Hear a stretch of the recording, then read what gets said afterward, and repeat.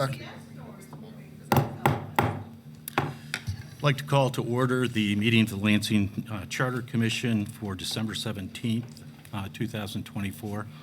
Before we call the roll, I'd like to take a point of personal privilege, and I'd like to thank everyone, including the folks up here on the dais, on behalf of myself and my family, for all the cards, conversations, prayers that were given in regards to the passing of my father.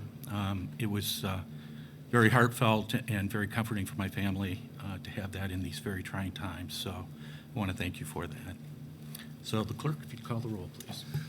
Certainly. Commissioner Adam Simon. Here. Commissioner Anderson. Here. Commissioner Bauer. Here. Commissioner Boyd. Commissioner Dowd. Commissioner Jeffries. Here. Commissioner Lopez.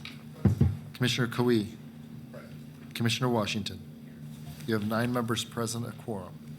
Thank you. Now's the time for a motion to adopt the agenda. Is there a motion? Yep. It's been moved. Are there any changes or any concerns? Hearing none, all those in favor say aye. Aye. Those opposed? The agenda is adopted. We have 2 minutes for approval, the minutes for the November 26th meeting. Is there a motion to approve? I move approval. It's been moved. Are there any additions, deletions, or corrections? Hearing none, all those in favor say aye. Aye. Those opposed? Minutes are approved. We also need a motion for approval of our December 3rd, 2024 minutes. It's been moved. Are there any- Second. Moved and supported. Are there any additions, changes, corrections? Hearing none, all those in favor say aye. Aye. Those opposed? Passes unanimously. Now's the time for public comment. Okay, we have 2 folks who have signed in. Randy Dykeheis, followed by Sam Iyer.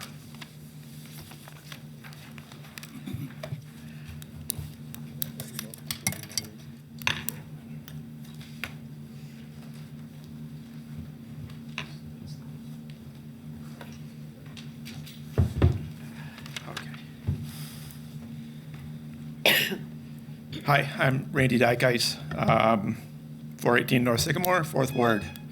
I'm here because I saw on your agenda that you're considering Article 3 this evening. And in Chapter 4 of Article 3, it addresses internal and external audits. And under point 8, Section 3-401.8, says the internal auditor does not have authority over the BWL Board of Commissioners. I would urge you to consider changing that to place the BWL under the purview of the city's internal auditor. It's not at all clear that the BWL internal auditor, how she actually decides what to do or who directs her. About which projects, processes, or procedures that she should audit. That makes it impossible to discern how independent she really is. There needs to be someone who is truly independent and who is directed to do potentially politically controversial audits, such as those around fee increases, to make sure that they are warranted and that the amount is something that BWL needs. And I would add also around large capital projects, such as a new power plant, as well as major expansion plans, such as the $750 million clean energy plan that was announced in July of 2023. To my knowledge, none of these have been audited to any great extent. They have not been subject to very much overview or questions from the BWL Board of Commissioners. I think if the internal auditor were given the purview and the mandate to look at projects like this, it would help the public know whether these projects and the rate increases are truly needed and how they're going to be used. Thank you. Thank you. Next is Sam Iyer, followed by Dominic Finch.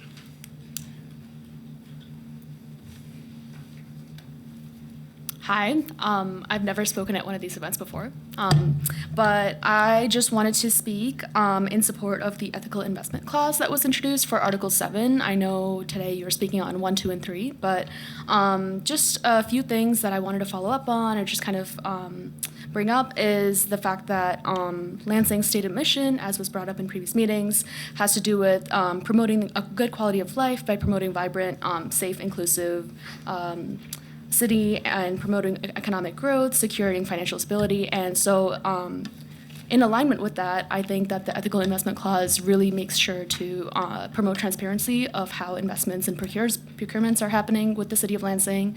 It also helps ensure that we're not promoting exploitation of people, labor, or the murder of anyone.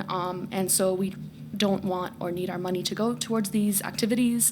And there are ways to minimize harm done by us, and we really have a chance to do a lot of good through this clause. And a couple of things I wanted to follow up on was in a previous meeting, someone, I believe the strategy officer that spoke last meeting, mentioned that there is readily available information on how the retirement board invests for their pension funds, and I was not able to find that information very easily. I just saw reports on a monthly basis on how much was spent and how many pensions are paid, but not necessarily how the investments are made or what it's invested in. And so I would love clarification or more information on how to find that if it is publicly available, and if it's not, how we would go about finding that. And also just a question on roughly when you think Article 7 and considerations of this clause will happen. I know it's hard to say because a lot of these discussions can take a while, but if you have a sense of if it'll be sometime like in February, March, that kind of thing, or if you already have plans to discuss it at a certain meeting, any information and a clarification would be helpful. Thank you, and happy holiday.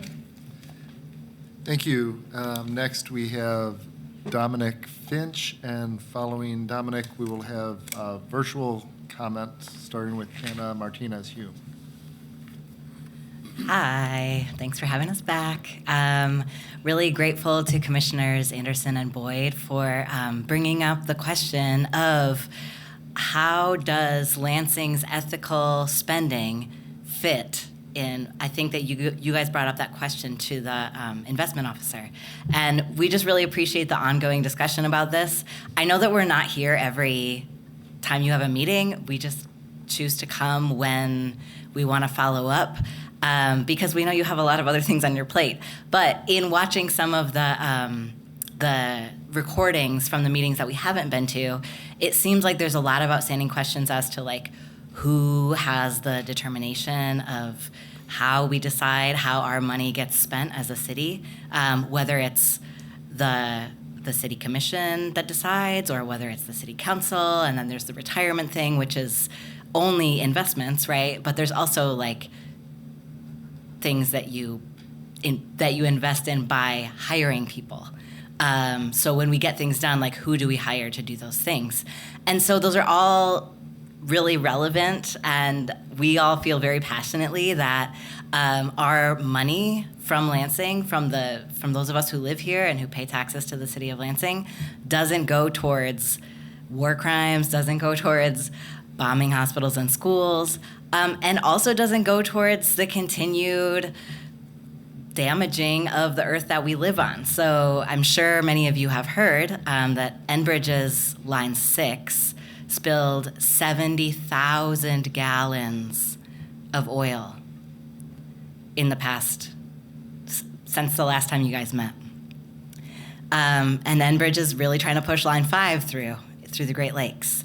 And a lot of funds, I don't know about the city because we've done 2 FOIA requests so far to try to find out line items of where our funding is currently headed, and those have been rejected. So, as Sam said, if those are publicly available, we would love to see them.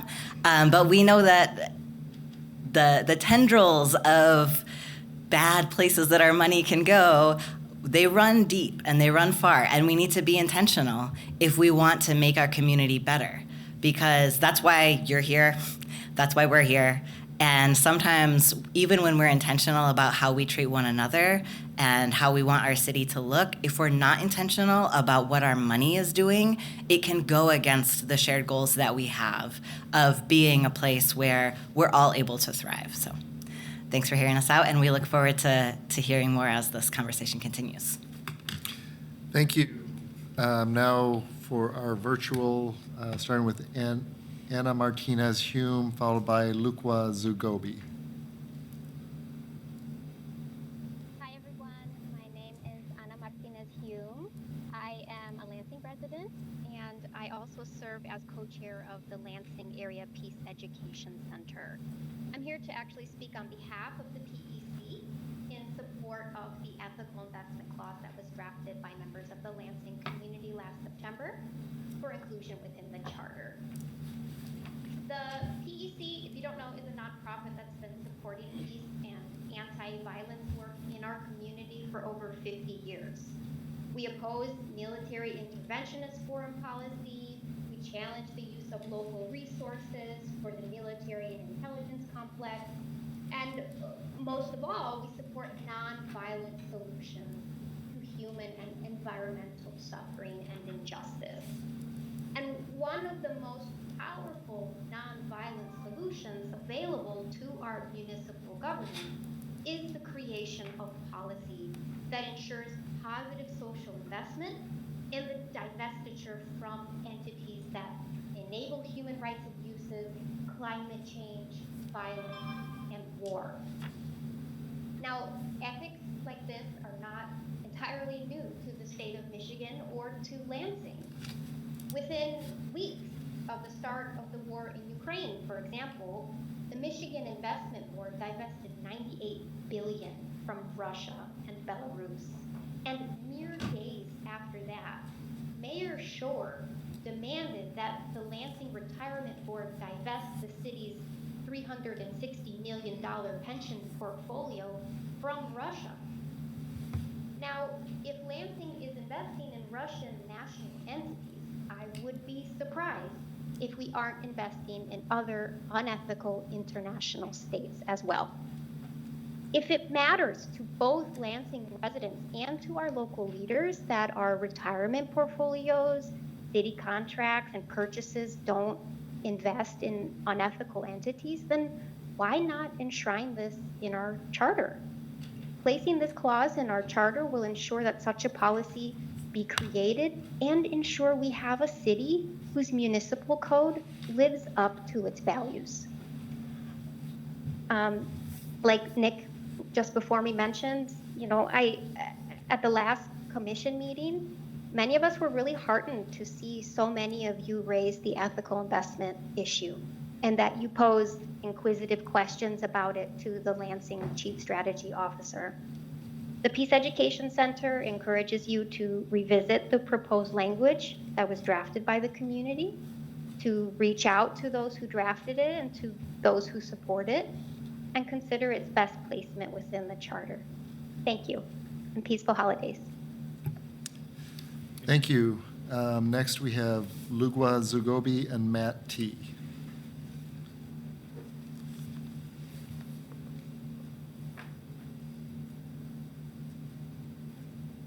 Hi, my name is Luca, and I'm hoping you can hear me. But I'm joining this evening to express my support for the ethical investment and procurement clause. I would be really proud to say my city is intentional and thoughtful about how it spends its money, and that it refuses to engage or support companies or industries that are profiting off of human suffering. And so I would love to be able to say that Lansing is apartheid-free, and urge all committee members to seriously consider this and include it in the final charter that will come to Lansing voters. But yeah, and also support and love the community drafted ethical procurement and investment policy, or clause that was submitted to the committee. Thank you. Thank you. Next, and finally, we have Matt T. Hi, my name is Matt Trunsky, and I am also here in support of the ethical investment clause for Article 7. In my time living in Lansing, I have really noticed an outpouring of support for local small businesses that really invest in community, and I believe is against the better judgment and the better purpose of Lansing and the greater Lansing community to be investing in causes that funnel money into unethical practices such as funding to Israel and other such apartheid states. I will remind the committee that the ethical investment clause states that the city of Lansing shall not directly or indirectly through subsidiary or otherwise engage in investments in or procurements from industries, entities, or ventures that are dangerous to human life, complicit in human rights abuses, or contribute to the destruction of natural resources. And I believe it is in our best interest as citizens of Lansing and the greater Lansing community to be investing in a clause like this.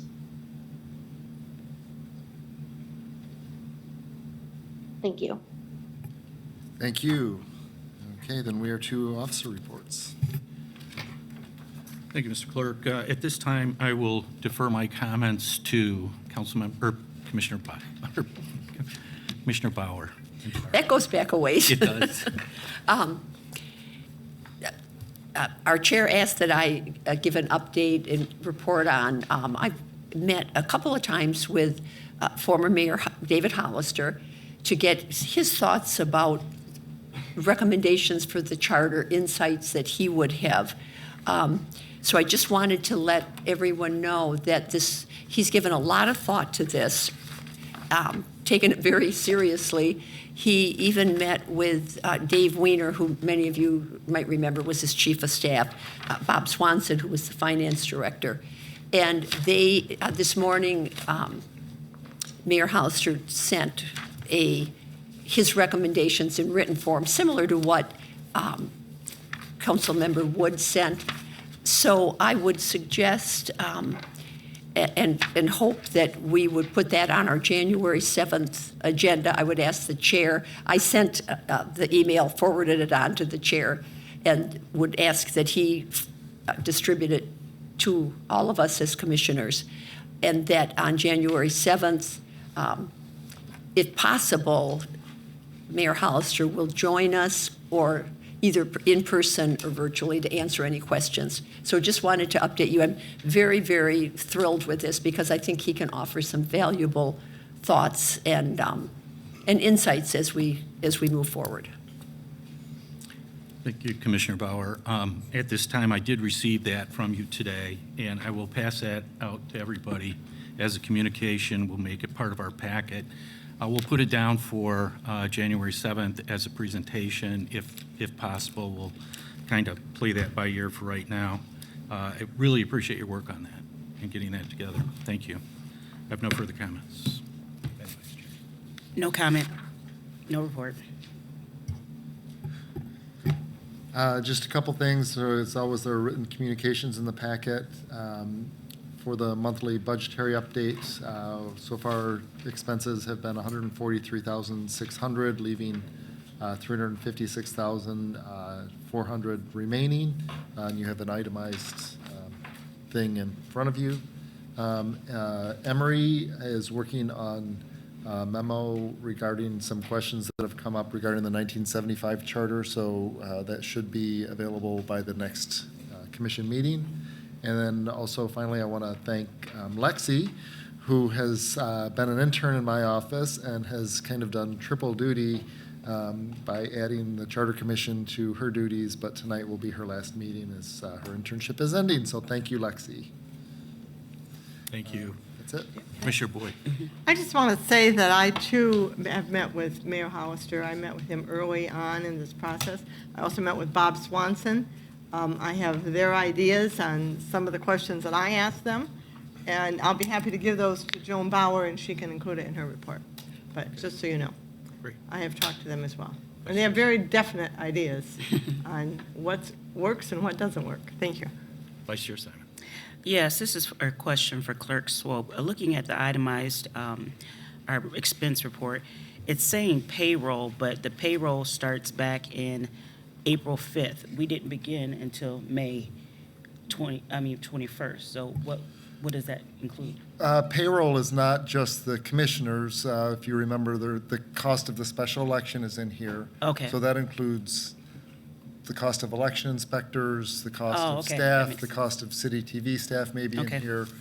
So it's not Just us. the payroll is not, you don't make this much sense. I know, that's what I'm thinking, like, We noticed. we noticed. Like, Commissioner Boyd, if you could send those comments along to me as well, and I'll make sure it gets out to everybody then. Thank you.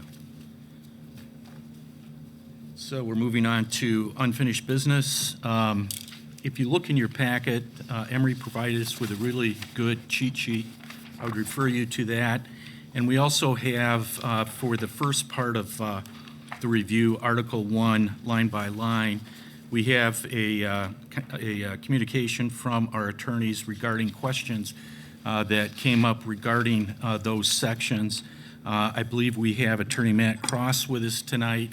He's going to be virtual. Matt, can you hear us? Oh, there he is. Hear you.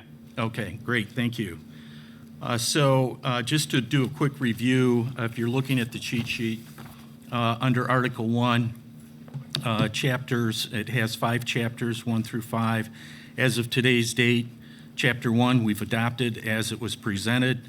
On Chapter 2, we have some questions regarding definitions that are covered in the report that was presented, or the communication that was presented to us tonight. So that's pending for approval. In Chapter 3, we've done all of the amendments that we were going to do to that chapter, and they have been adopted, but we need to take a vote to approve that chapter. And then Chapter 4 was adopted as presented, and in Chapter 5, regarding penalties, we still have some information that's going to be provided to us tonight. So hopefully we can get through all of that and maybe get this chapter adopted as a whole. So with that, I guess I'll turn this over to Matt in terms of the definitions and the questions that the commission had. If you could go over your response and then your recommendation to us, that would be helpful. And I guess we'd start out with definition section 1-205 and the definition of an officer and the inclusion of boards and commissions.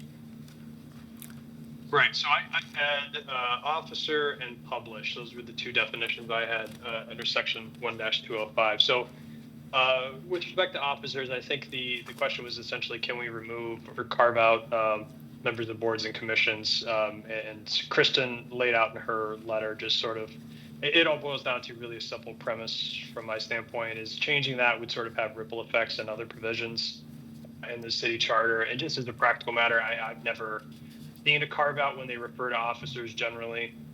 It includes members of boards and commissions. That includes elective and appointed officers. So basically our recommendation for the definition for officer was to sort of leave it as is and not carve out the members of boards and commissions. Does anybody have any questions regarding that recommendation? Would anyone like to make a motion to leave as is? Support. It's been moved Second. and supported. Any other conversation? All those in favor say aye. Aye. Those opposed? It does pass and will remain as is. Now under publish. Right. So for publish, essentially, sorry, I'm toggling between the packet, the charter, and the two different opinion letters. So for publish, essentially, I mean, Kristen provided some new language for you there on page 2 of her letter, dated December 13, just to sort of, I think, clarify what we mean by publish. And I think that was at least influenced in part by provisions we looked at from Ann Arbor and Pontiac's charters. So the recommendation would be to adopt the proposed language there at the bottom of page 2 of Kristen's opinion letter. And I think this was in response to a concern expressed by the commission to make it as widespread and available as possible. I think that's where some of the other language came from. Does anyone have any questions or comments regarding this language?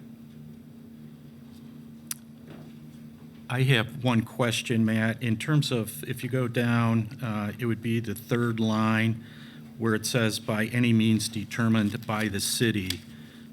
Who's the city? Is that something council would want to create via an ordinance, or who will make the determination of how to achieve the widespread dissemination of information? Give me just 1 second. I'm reading that provision. Okay.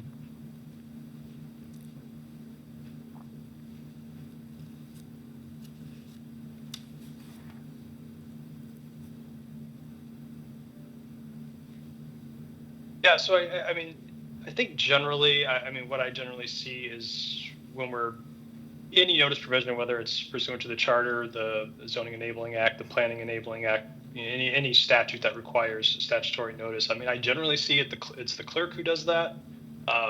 So we could clarify if we want here exactly who in the city is to do it, and if we want to leave it open-ended so it's not putting more on the clerk's plate. I mean, we could say, in any manner determined by the clerk or his or her designee is how we will we'll do that to give us some flexibility. But right as it's written now, I think it's fairly open-ended, and as long as the city, someone on behalf of the city provides the notice required, it's really up to you guys whether you want to dictate a particular person, but I'd say you certainly don't have to. Any questions? Does anybody have any questions or comments? How does the clerk feel about this? I think it would be difficult to narrow it to just the clerk. One example I can think of, bids are published, and I have no involvement in that. So I think the direction of making it broad is good, but I don't know that narrowing it to a specific person, especially there are boards and commissions that my office do not staff. So it could lead to some downstream effects. Okay. So is it the will of the body just to leave the city as the city? Okay. That's mine. There would be a motion in order to approve the new language. I'd like to make a motion to approve the new language written as is. Second. It's been moved and seconded. Is there any other comments or questions? All those in favor say aye. Aye. Those opposed? It is adopted. I guess, Matt, before we move off of the definition section, in your other letter that you presented to us, there's a general style note that talks about defining voters and electors, and the recommendation is to create a new section that voters mean electors. I mean, I think it was pretty self-explanatory in the letter to us. What does the commission feel about that? Is everybody in agreement? Yes. So the motion would be then to amend, let's see where I'm at. I want to get to the specific. Article, 405, or 1205, to add right at the end a new section entitled Voters, and it will read, Voters mean electors. So moved. It's been moved. Is there support? Second. Okay, it's been moved and supported. All those in favor say aye. Aye. Those opposed? Passes unanimously. I think that takes care of that chapter. So a motion be in order to adopt Chapter 2 as amended. Second. All those in favor say aye. Aye. Those opposed? Passes. Item number 3, as we've talked about in the last several meetings, we've basically, under that rights of public, did all the amendments we were going to that section, but we have not yet made a motion to adopt that chapter as amended. So is there a motion to do that, please? Does that make sense?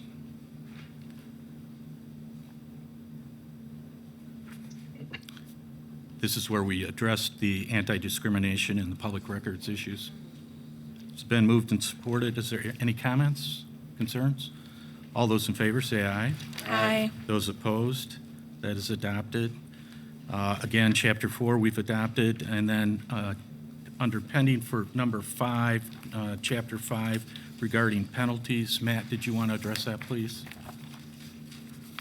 Sure, and I'll just try to sort of summarize what's in the letter already. So there were a total of 5 discussion points, questions that were posed. We ran into an interesting thing here when we started researching this.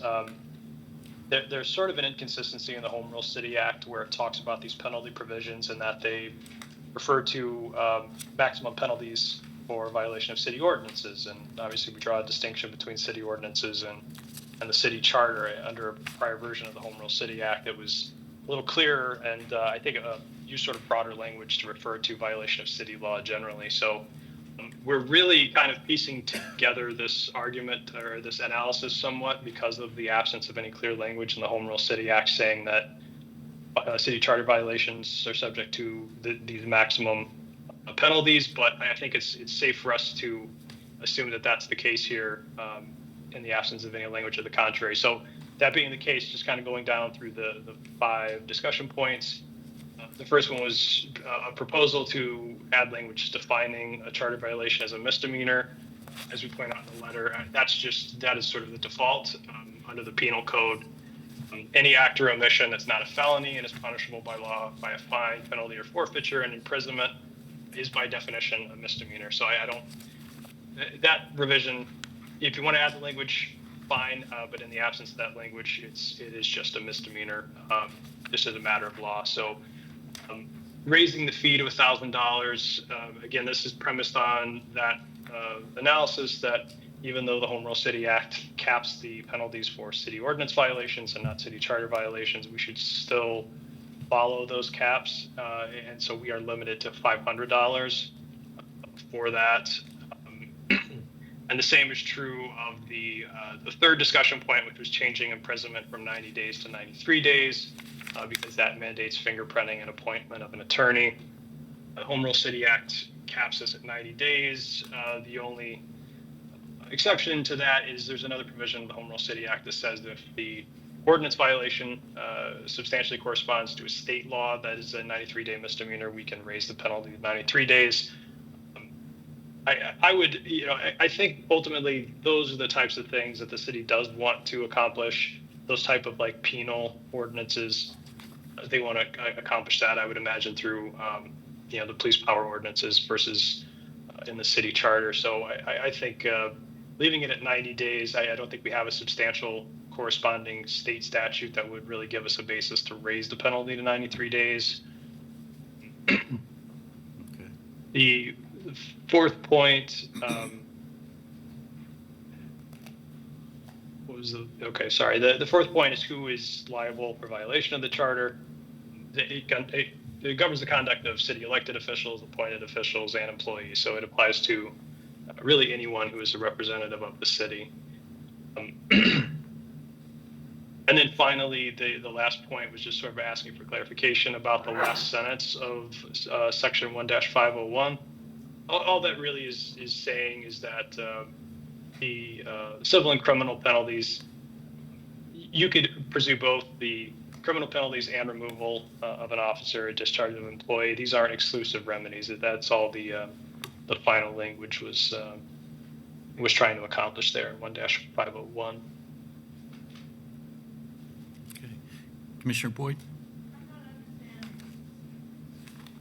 I'm not understanding this. I want to kind of go back to the beginning and ask the question, why are we looking to change this? Right now, it's $500 or 90 days. It's a misdemeanor. And this body is considering changing it to 93 days and $1,000, even though last meeting we would not increase the filing fee for running for office from $100 to $500, even though in real dollars it matches. So I guess I'm wondering, why are we looking at this? Thank you. Well, I raised some of the questions, and the question I raised was taking it up to 93 days, because a misdemeanor at 93 days affords that person the right to have counsel appointed to them to represent them if they're being charged with that misdemeanor. It also requires that the person has to be fingerprinted, and so then they're put into the system. But what we're hearing here tonight is that because the way the Home Rule City Act is drafted, or what it provides, is that city ordinances are punishable up to 90 days. You can only get up to 93 days if there's an ordinance that is similar to what the state statute is, which is 93. I think the state went through and amended all of their statutes up to a 93-day violation.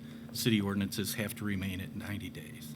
And I was wondering if there's a way to get around that, to get it up to 90 days, or to 93 days. So what I'm hearing is that there isn't. There is not. Okay, so it would remain at 90 days and $500. Correct, and Thank you. $500 is limited by statute. We can't do anything more than that, so. Mr. Chair. So I suspect then the motion is to leave, I'm sorry. Commissioner Lopez. So over here it says, the current language says that $500 for 90 days or both, and the discussion we just heard, 90 days of incarceration.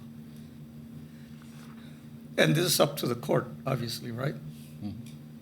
Is it proper for us to insert like, or house arrest? I think that's all Would be discretionary part with of the the court. court to decide? Is that something that they consider generally or not? Because these are not There's crimes. there's a lot of different programs out there in terms of diversion programs, particularly for first-time offenders. And since with the onset of COVID, they're keeping a lot of people out of jail because of the issues surrounding that. So there's a lot of different alternative measures that can be taken. Some courts get very creative, others are not.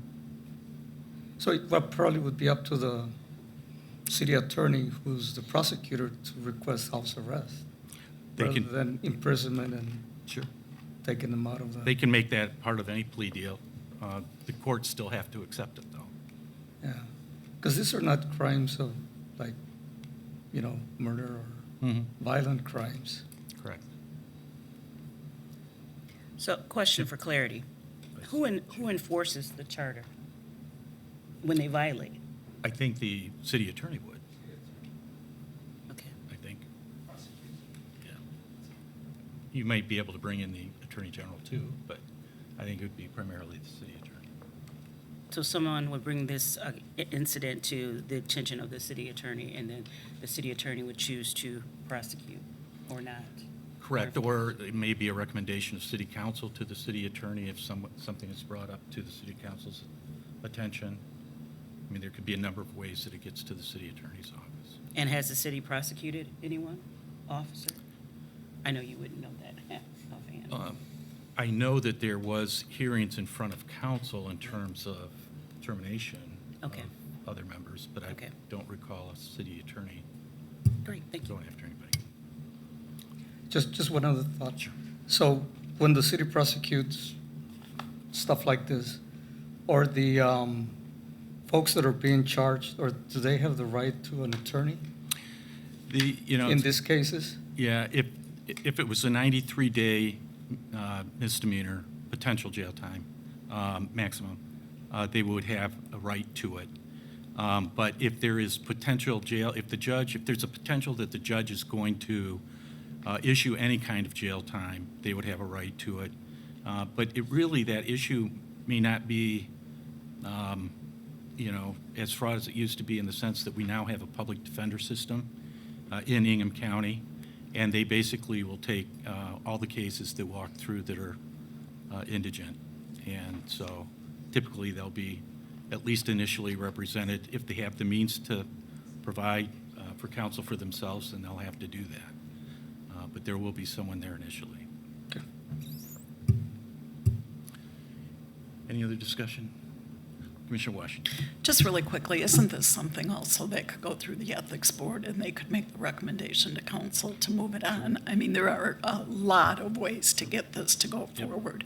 I frankly think the ethics board is the best way, but I'm not sure that they have a track record of finding anybody doing wrong either. But I think it's probably a good idea for these things to go through the ethics board first.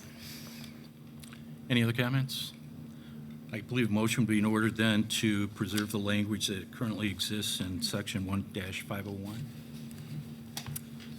Been moved, is there support? It's been moved and supported. All those in favor say aye.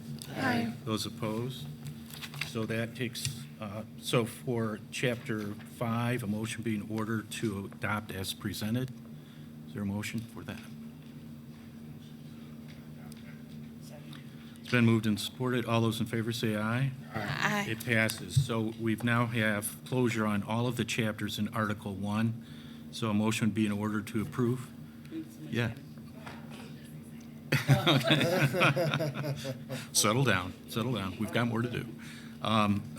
Motion be in order to approve Article 1 as amended. So moved. It's been moved and supported. Any discussion? Hearing none, all those in favor say aye. Aye. Those opposed? It passes. Now you can celebrate. There we go. All right.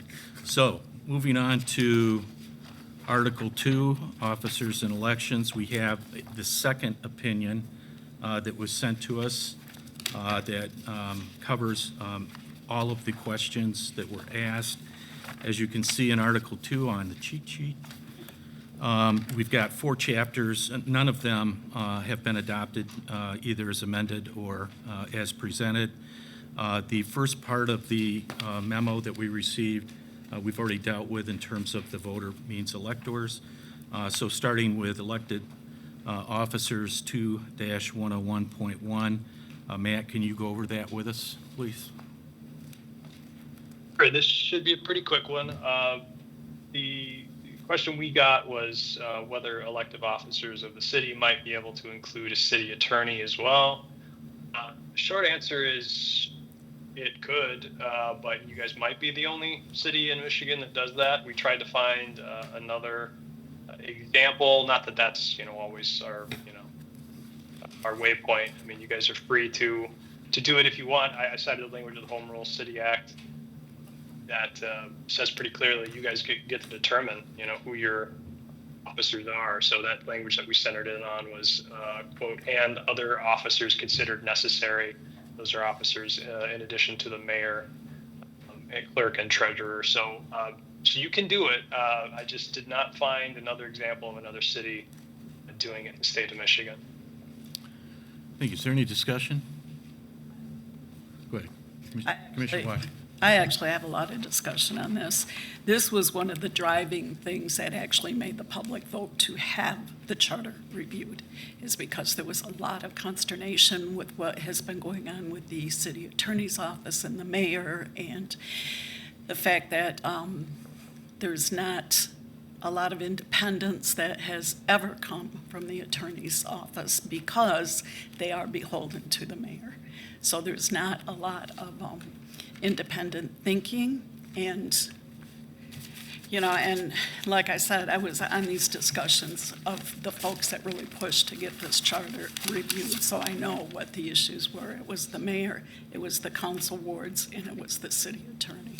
So what just some of the I'm not going to die on this hill, but I am in favor of an elected city attorney, and I really don't care if nobody else does it. We have an opportunity to do it right, and I don't care who does or doesn't do it.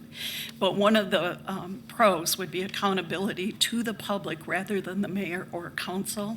They can prioritize public interests over political pressure. They can be independent and make impartial stances, enables them to be direct in advising against unlawful or unethical policies without the political pressure. It provides democratic representation. They are voted by the people and they represent the taxpayers.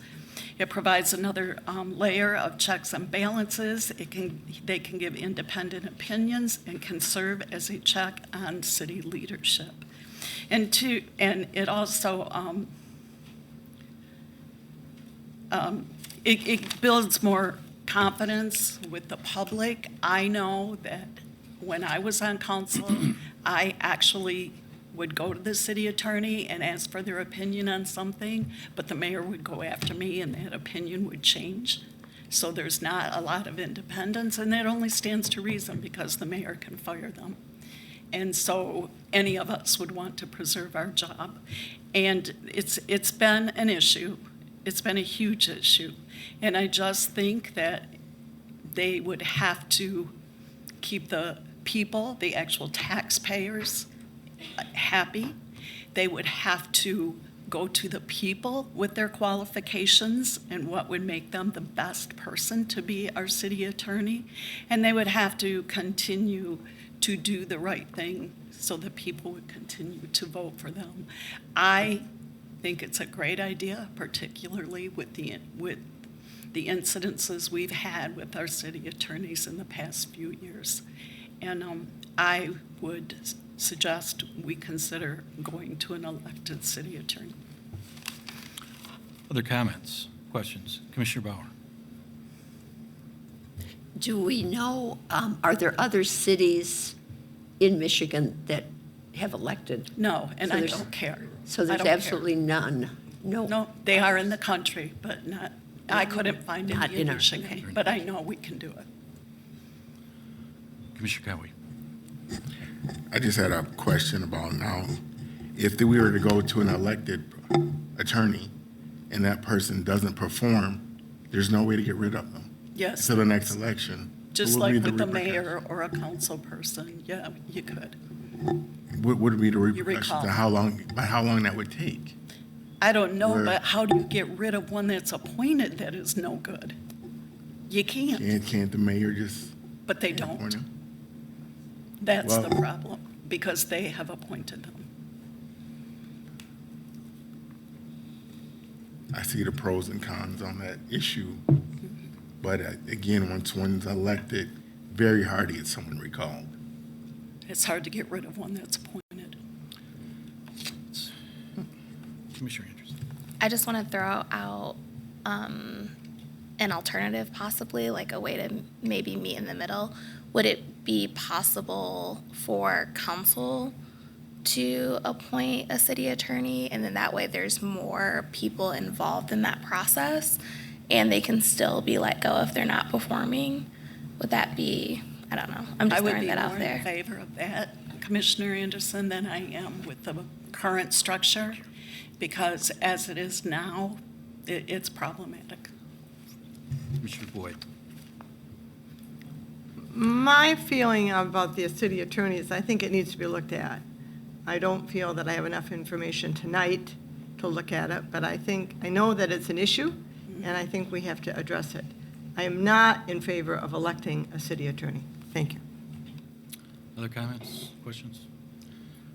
I would, if I could. I would be really concerned about getting to an elected city attorney. I mean, we've got three branches of government now. We've got council, mayor, courts, and now we're going to have a city attorney. City clerk. I'm not a It's branch. not, yeah, not a branch. But it would be really disconcerting that if there was no accountability that the city attorney did not have, how is something going to get done? How are they going to take, if they didn't want to take a case that city council said, we want this case, or we want to defend this, or we want to do something with it, and the opinion of the city attorney is, I'm not going to do it. Same way with the mayor. I think to get at, and I share Commissioner Washington's concerns because I was on council and I experienced the same thing, I think we all have, is that in looking at other charters, if you look at Pontiac, the city of Pontiac and the city of Flint, they allow, there's language in there that allows the city council under certain circumstances to go out and get their own opinion and to hire an attorney on a limited basis. There are some there, in the city of Flint actually has a provision where it's set up that city council can actually fire the city attorney. Now, it has to go through a vote, and the mayor can veto it, and there may have to be a supermajority to get it passed. But there are, I think, guardrails that can be put in place that I think would get it closer to what it is that you're looking for, and I think what we're all looking for. But I really do have a concern about making that an elected position. I can see it for the county, because all the county prosecutor does is prosecute criminal cases. And all of their civil stuff is done by, they could do an in-house counsel or an out-house counsel, but it's a private attorney that's doing that, and it's not elected. And I will add to this, and like I said, this is not a hill I'm willing to die on, but I think it does make sense. We elect an attorney general, we elect county, I mean, come on, we do it all the time. And unfortunately, in the charter right now, council already has the ability to hire their own attorney under certain circumstances, and it's a fight to the end. And it has to be approved through the city attorney, and if the mayor doesn't want them to. So we have to find a way to pull the power out from underneath the mayor only regarding the city attorney, and maybe we look at giving council the hire and fire possibility. I mean, maybe there's a way to work that out in that regard, but we have to do something. This was one of the driving forces of people. Like I said, they wanted a city manager, they want the at-large positions gone, and they want this taken care of. Any other questions? Commissioner Lopez. So on the issue of the city attorney, right now, as it stands, the mayor proposes and the council approves or whatever. I'm sorry? Yeah, well, they don't have to. So my question is, what could we put in here that would make them do it? If they don't do it now, other council members, will they exercise their power to not approve a person they don't think is qualified for the position? What kind of language would help them do that? Washington. Having vetted a couple city attorneys, what you get is about a 5-minute chat with the incoming city attorney who already, let's face it, has basically been hired by the mayor. You don't get their qualifications, you don't get their ideology, you don't get their political standings, you don't, because it doesn't really matter. At the end of the day, the mayor is appointing the attorney. Joan, you know how it goes.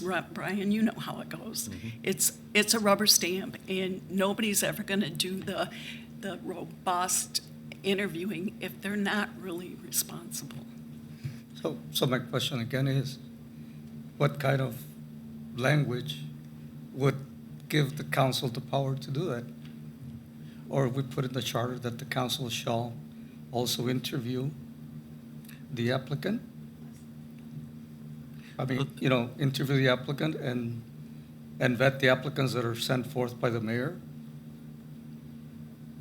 Well, there is kind of an interview process that goes on. It's just a talk back and forth. But, I think the real issue that presents itself is once the city attorney is hired, there's only one person that can fire him. And that at that point, once that hiring takes place, council is pretty much out of that whole picture.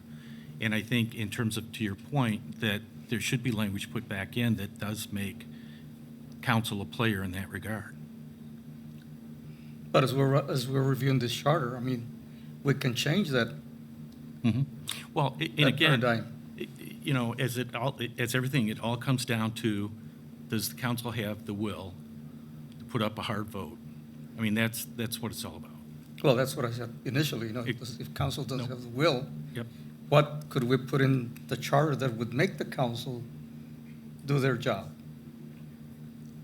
I mean, it could be that the mayor sends what he or she believes a qualified individual, is vetted by council. Council comes and says, no, we don't believe that this person meets the qualifications, whatever.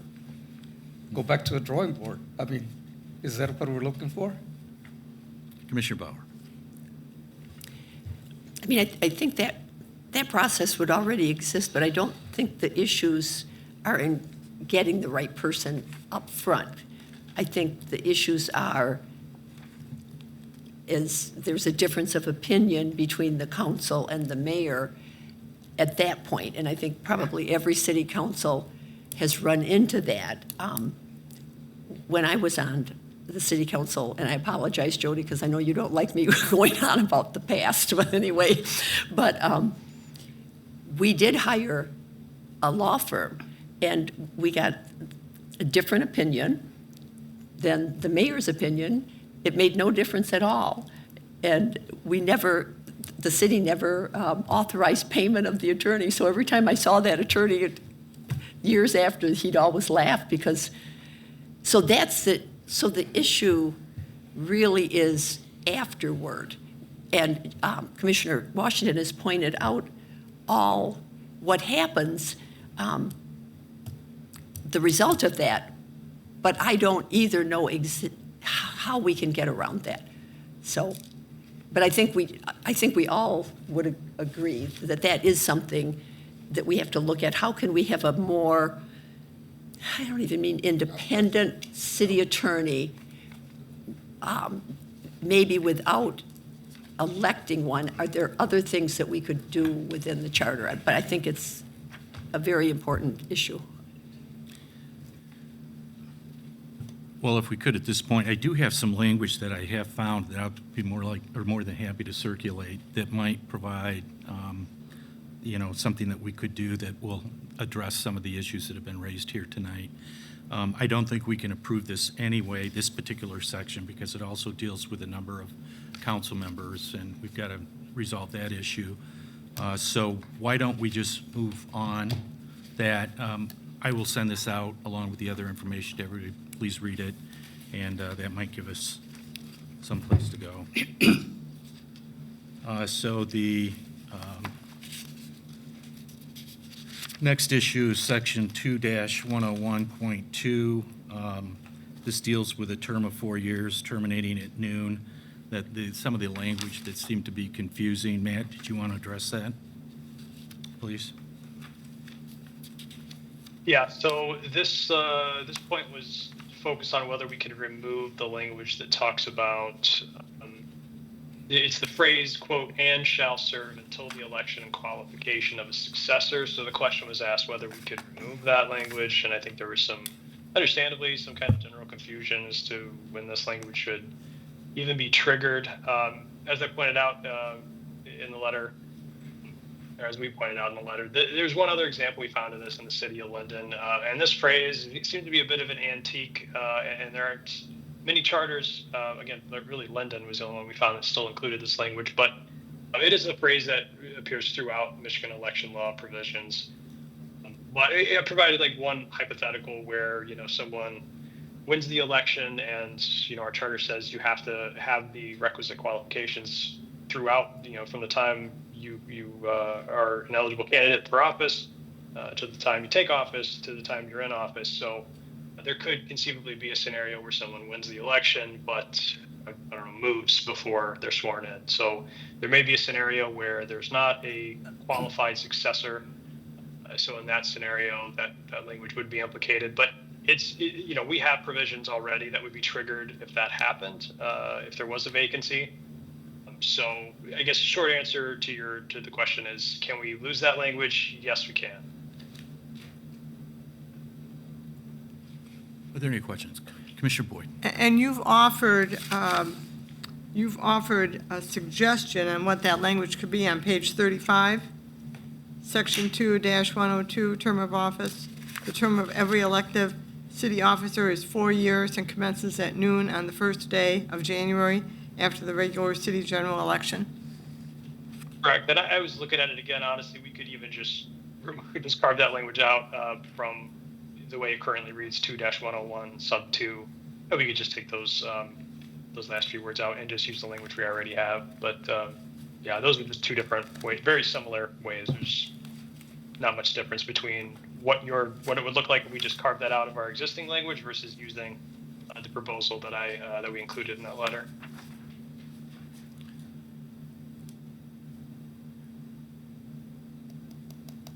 Are there any other questions?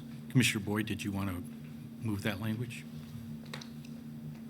Yeah, I believe what it boils down to, it's the language that has been presented there, or leave it as is. With the other language, and shall serve until election and qualification of a successor. Go ahead, Commissioner Boyd. Well, I recommend that we adopt the new language as directed by the attorney. Thank you. It's been moved. Is there support? Support. Is there any other questions, comments?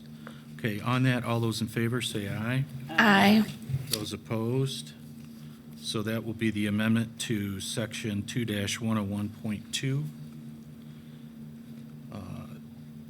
The next is section 101.3 about the staggered terms. Matt, did you want to address that, please?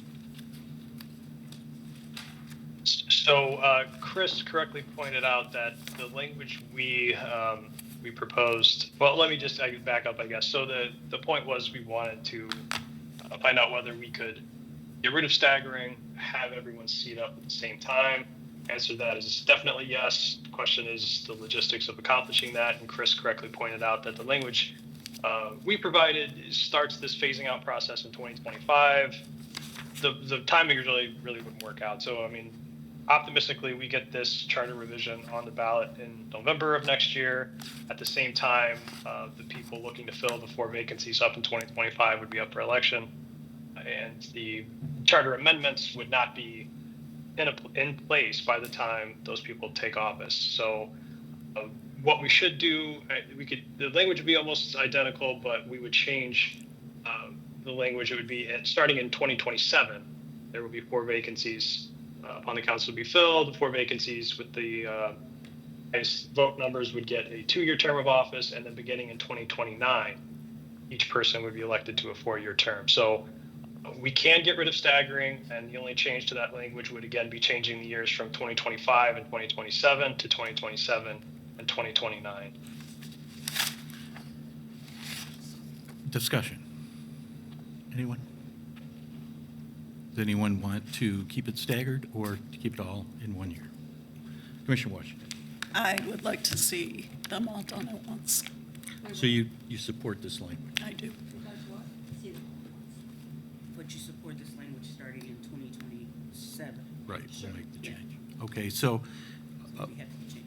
right, there's a motion to support the language as recommended by the city attorney.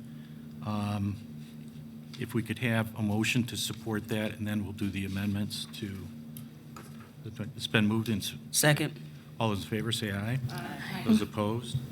So is there a motion to amend the language and change the dates from 2025 to 2027 and 2027 to 2029? So moved. It's been moved. Is there support? On the amended motion, all those in favor say aye. Aye. Those opposed?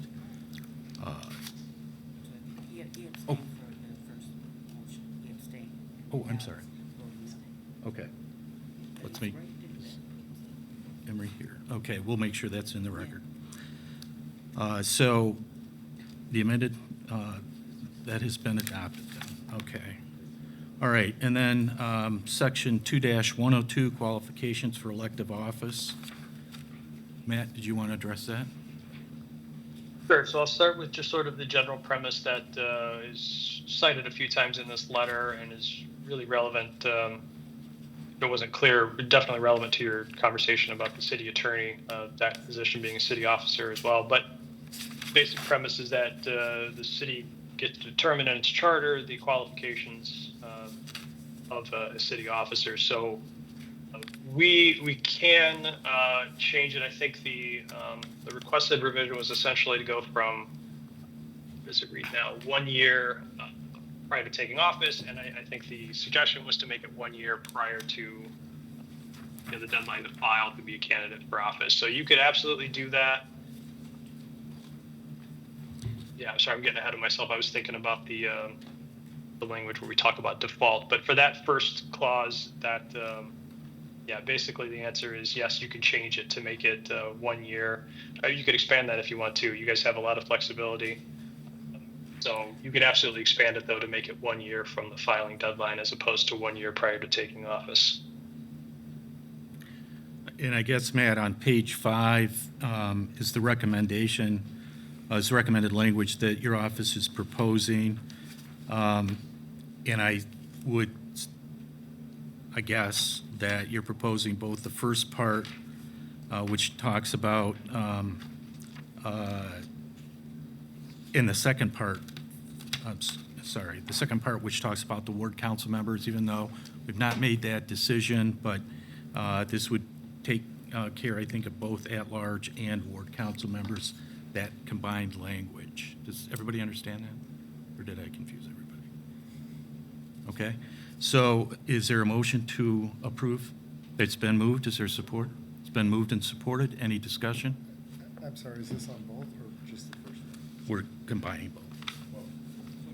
Do you want me to, how would you want me? You want to do it separately? It's up to you. Well, let's do it. We've got this far so far. Commissioner Lopez. No, I second. I don't want to go back. I'm sorry. No, I thought that I was seconding his motion or. Oh, okay. Do you have a, no? Okay, on that motion, all those in favor say aye. Aye. Those opposed? That does pass. And that will take us to ineligibility for office, section -103.2. Matt, did you have any?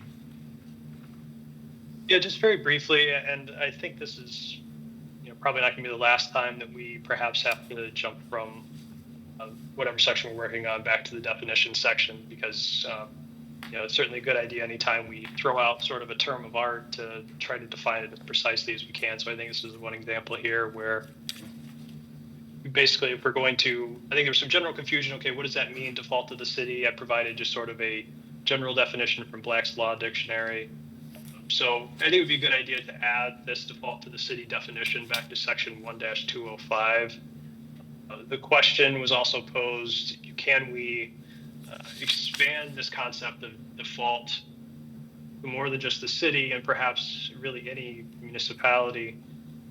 We could do that. I would say first, of course, if we were going to do that, I would change the wording slightly to that definition. It would no longer be default to the city. I think we would we'd obviously have to change it then to expand it to whatever scope we go with in this section 2-103. But we could expand it beyond the city. I really didn't see any other examples of other communities that did this. But again, that's not our guide point. If you guys want to expand it beyond just the city of Lansing, you could certainly do that. If you wanted to even expand it beyond Ingham County, because I think it was Chris that pointed out that the city actually has territory that is also in Eaton County, and then in Act 425, some territory in Clinton County. So you could change that. I did, I guess maybe some clarification would be necessary there, because maybe expanding it to other counties in which the city has territory is unnecessary, because if that territory is in other counties and the default is related to property taxes, for instance, the default would still be to the city, is sort of the way I see it. So irrespective of what county a particular parcel is in, if that person is in default, I would, there may be some scenarios where that's not true, maybe, but I would see it still as a default to the city, and maybe the language we already have sort of fits that scenario, but you can expand it. You have a lot of leeway there.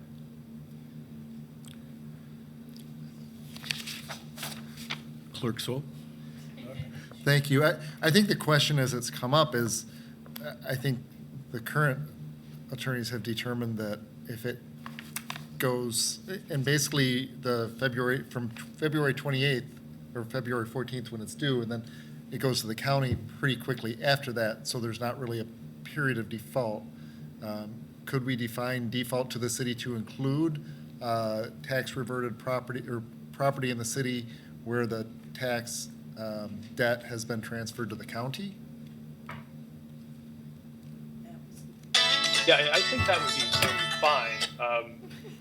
I would still, I think I would make, I still think you can make the argument that the default is still to the city. Like, it may no longer be on the city's plate to, pursue forfeiture or whatever it is that the county ends up doing with those delinquent accounts. But yeah, we could certainly do that. Yeah. Vice Chair Simon? But would that include other counties? For instance, I'm a Lansing City resident, but I live in Eaton County. I don't know who I'm asking. How do we? Is it, Matt, is the answer, since it's a default to the city, it doesn't matter if you're, what county you're in? Right, no, yeah, absolutely. That's the way I see it. I think it would be absolutely defensible for us to, no matter where the territory is, if if it's a default to the city, if it's whether it's a licensing fee, a permitting fee, property taxes, you're still in default to the city. So I think it's covered as it already exists, this language. Again, I do think the definition may be helpful to sort of at least clarify what we mean by default.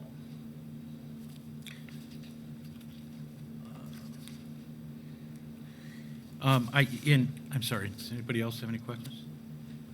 Man, I have a question. In other provisions in the charter, it talks about forfeiture of office, and it states, and this is in section 2-302.2, that an appointee shall be forfeited, a city officer or an appointee shall be forfeited if he or she lacks at any time any qualifications required by this charter. Now, they're talking about elective officers, but what I'm focused on is the time, at any time. Can we put in this default language, at any time? Because the concern is that there's this very short window that either people know about or they don't. If they don't know about it and they paid the property taxes off, they were actually in default to the city, but at the time that they were, no one knew about it or pointed it out. What? No, that's true. Okay. We've got agreement up here. That's unbelievable. Can we put at any time in there, in that language, to really tighten it up? I think the view is to, make sure that for any omission at any time during this period of, that you're running for office or otherwise would be covered. Yeah, the only thing I was sort of struggling over is whether 2-103.2 is the right place for it versus 2-102, talking about qualifications for elective office. But we're talking more generally. I think you want, whether it's elective or appointed, right? You don't want anyone who's in default to the city to be eligible to hold office. Is that that's correct? Fair summary? Yep. Yeah. No, we could do that. Yeah, we could change point 2 to make it clear that at any time, if someone is in default, no person who's in default to the city shall be eligible to. I don't know. I mean, we could do that. I mean, if you want to, you guys just ruminate on it, and we can come back to it in January. That would be fine. Yeah, because the only thing I'm ruminating over right now, honestly, is whether a change is necessary at all. I will tell you, based on the experience that I've had, and I think other former council members have had, it's necessary. We need to have clarity, and we need to lock it down. So yeah, because I mean the way, sorry, but the only way, I mean, the way I read point 2, I take your point. I mean, if we can add a little clarity by tossing a few words in, why not do it? But I mean, I don't think that it is very limiting right now the way it reads. No person who is in default to the city shall be eligible to hold any office. So if you're currently holding an office, you're in default to the city, you're not eligible to hold that office any longer. So that's right. Thank you. Right. So, that's in 302. Yep. Right. Okay. Let me think about that. We can come back to it. But I get and the reason for that, Matt, is we've had 2 different city attorneys give 2 different opinions as to what that means. I agree with you. It's pretty black and white to me, but when you get attorneys. Yeah, exactly. It's been, I've been doing it for 11 years. It's still unnerving how often you come to an opinion and you're so sure, and you get someone else who comes to the exact opposite opinion. It's all very, very gray in our world, unfortunately. But yeah, so I'll make a note. We can come back to that. Okay. Commissioner Cowie. I guess my question would be, if that, whatever that forfeiture or fee that's due is unbeknownst to them. Say I'm holding an office, I didn't know that I owe that. Mm-hmm. And someone wants to remove you or be removed for something that you didn't even know you owed. How would it be with the provision in there? Or how would that, you know what I'm saying? Because there's times that people didn't know that they owe property taxes, or say I got, took over my father's or mother's estate, what have you, and they didn't know. There are other situations that could come up where I was not. Well, I think we're going to be bringing this back. Let's think about that. We're not going to be voting on it tonight. But it's a good question. Well, and if I could just point out one Sure. thing, I mean, if in the scenario where that happens, I think there are safeguards in place. We're going to talk about this probably in just a few minutes, but Section 2-302 talks about forfeiture and removal for cause, and whether it's forfeiture or removal for cause, there is a public hearing that's required. And I often refer to that. It's a little different in this context, but it's sort of a name clearing hearing, sort of, for lack of a better term. And potentially at that point, the officer that they're looking would have that opportunity at that hearing to say, I didn't know anything about this debt. I shouldn't be removed for it. I've paid it since finding out about it. So I think there at least are some procedural safeguards there to, maybe that person doesn't ultimately lose their seat. That would be up for the city council to determine, though. Commissioner Depp. That's what I was going to say. Point of clarification. I think there was a miscommunication here. I think our attorney was talking about 103 adding at any time, not under the forfeiture. So I think that two different things. So I want to make sure we're tabling the same. We're all talking about tabling the same thing. That's good. Yep, agreed. So let's bring back some other language then when we do that. And yeah, let's do that. Okay, 2.104, compensation of officers. Yeah, and all I had on this one was there was just a general question whether City Council has the ability to reject the Officers' Compensation Commission's determination of salaries. And this was addressed in the letter, and it looked like it was actually discussed at a previous meeting, perhaps too. But the answer is yes. The City Council does have the authority to reject those recommendations, both in our Code of Ordinances, Section 280.01, and in the Home Rule City Act, Section 5C, Parents B. So what would happen in that scenario is the rejected determination from the Compensation Commission would obviously not go into effect, and then the pre-existing salary would just remain the same. Does anybody have any questions about that? Any comments? Hearing none, moving on to this is the end of Chapter 1. It will stay as pending because we have some unanswered votes that we need to take. Under 2-301, absence from office. Matt? Yeah, so 2-301, you guys understandably asked for some clarification what it means to be absent from office, and then some clarification about whether it was only the governor that can remove a person from office. I'm going to cite back to that same provision of the Home Rule City Act that gives you guys the ability to determine, it gives the city council through the city charter the ability to set the qualifications for city officers. It also allows for the city charter to provide for removal. So the governor can remove a person, but that's not the only means of removing someone from elective or appointed office. So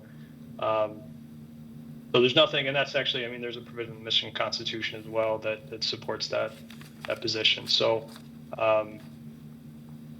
so unless you guys had specific questions, the answer generally is it's not just the governor, the city can do it as well. We really do need to be very precise about the scenarios in which someone can be removed from office, but it is authority that the city has through its charter. Okay, does anybody have any questions regarding that explanation? Commissioner Washington?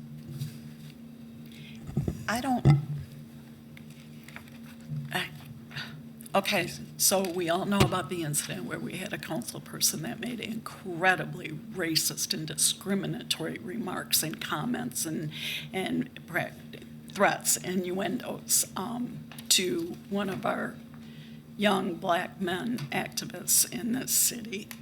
And the only thing, everybody asked this person to leave, the council, the county commissioners, the NAACP, everybody asked him to leave. And yet the best council was able to do, he should have been gone. It should have been immediate. Immediately he should have been gone. But all the council could do was do a resolution to ask him to leave.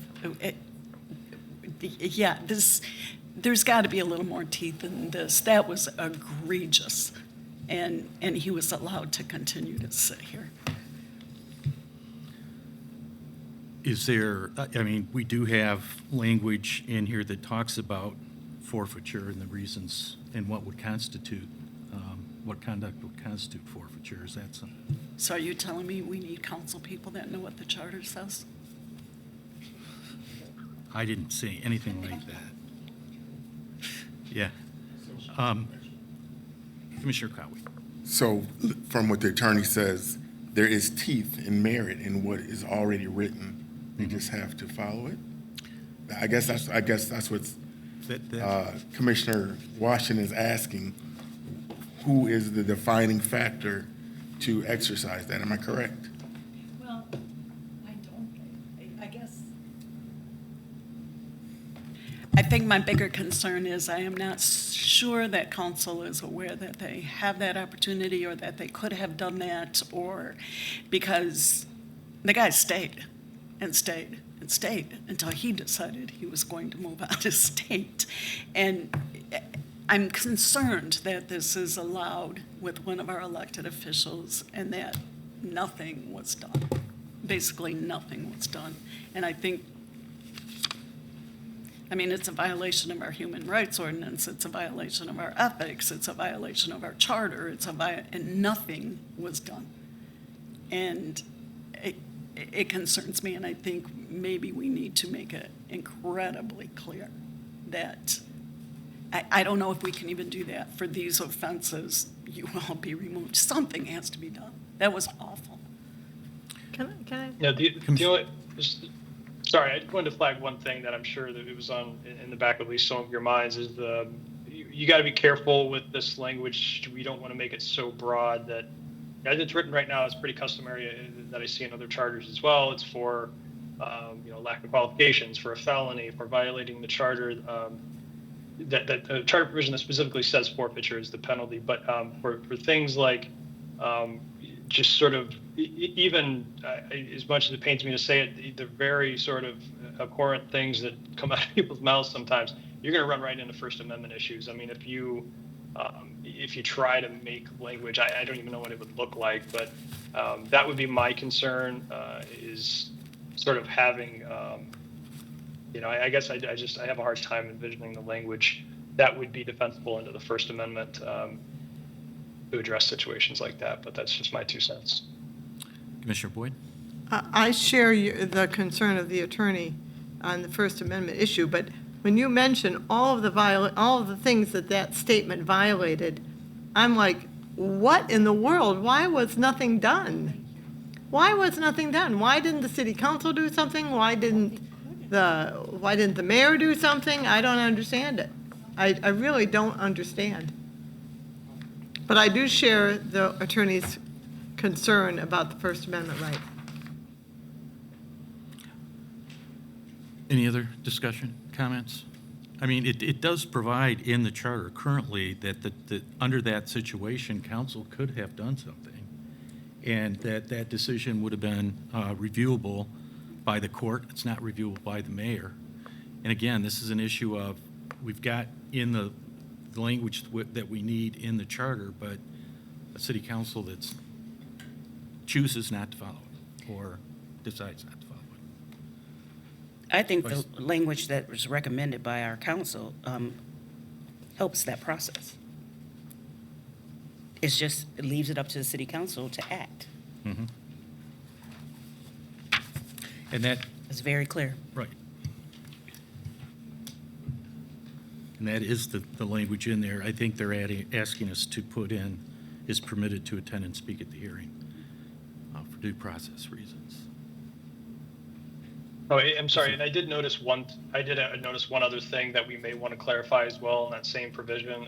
So that last sentence currently, as we've proposed it, a council member charged with conduct constituting grounds for forfeiture is permitted to attend and speak at the hearing, but may not participate in the resolution of the charge. I think that's probably clear, but we may want to just clarify what we mean by may not participate in the resolution of the charge is they obviously cannot vote on their own forfeiture or their own removal. So that's the only other thing that I caught that we may want to clarify in the last that sentence. Okay, you're talking about 2302.1 at the end? Correct, yep. Okay. Why don't we send this back for a further update, and so then we can get clarification on this at our next meeting? Would that be okay with everyone? Okay, let's do that. Send that back.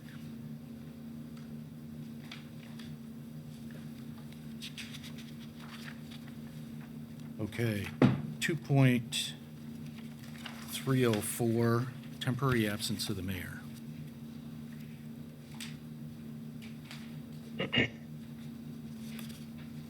Matt, did you want to address that?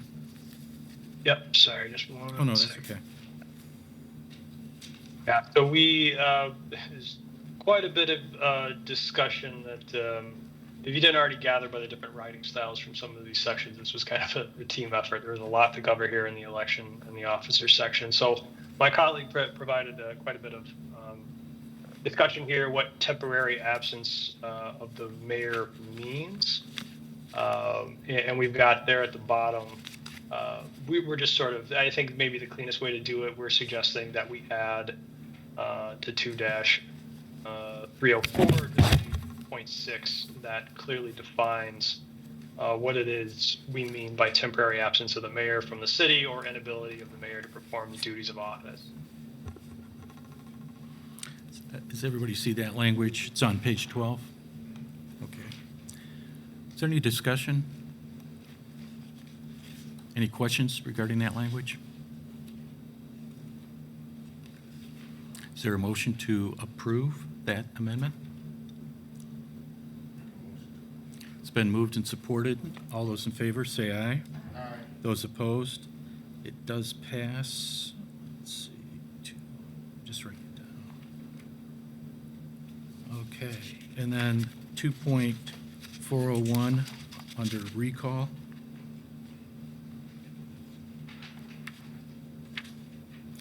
All right, so under this section, it was just sort of pointed out that Michigan election law no longer automatically creates a vacancy when there's a recall.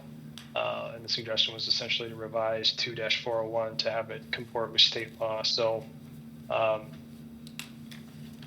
yeah, so we at the top of page 14, just sort of simplified language for 2-401. Basically just saying any official holding an elective office may be recalled and the office be filled in the manner provided by law. Okay, so this would be just kind of cleanup of existing language. Is there any discussion? Hearing none, it's been moved and supported. All those in favor say aye. Aye. Those opposed? That will be added. Okay, under special elections, I guess I would just ask Chris. I think he's the one that had some questions on this. Did this answer your questions? Don't mean to put you on the spot, but Remember what my question was. I think there was timing.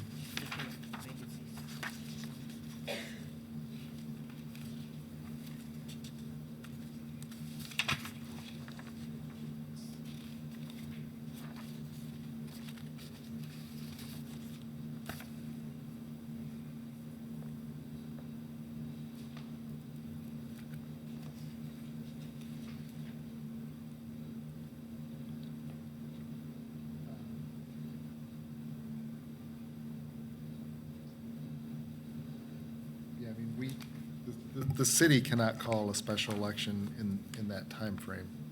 And we have to have the filing deadline, so I will have to more fully review this, sorry. Okay, we'll take this to the next meeting, and if, Chris, if you could get with our attorneys and work through that, that'd be great. And then section 2-410, charter revision question. Had a lot of discussion about that at the last meeting. Matt, did you have anything you wanted to add on that? I mean, not really. I mean, I looked at the minutes and I think you guys really encapsulated everything that I would really have to say. I mean, even if we take some of these, we could really, nix this section altogether, and you still have under the Home Rule City Act avenues to revise the charter. But yeah, so I mean, you have a lot of options. You could get rid of the 12 years. You could, really, when you guys come up with some specific ideas, I could sort of tell you whether there might be an impediment to doing that. But you do have a lot of leeway here on this topic, and if you want to get rid of it altogether, again, it's not as if you're closing any doors. You still have some avenues available under the Home Rule City Act. Any questions, any comments? Where does the commission want to go on this? Commissioner Washington? I know we had some discussion regarding having a standing charter commission, and I thought about that and I researched it, and I don't think it's a great idea. One, it's going to add another level of governance. Two, there will be a cost to it. Political influence could become a problem.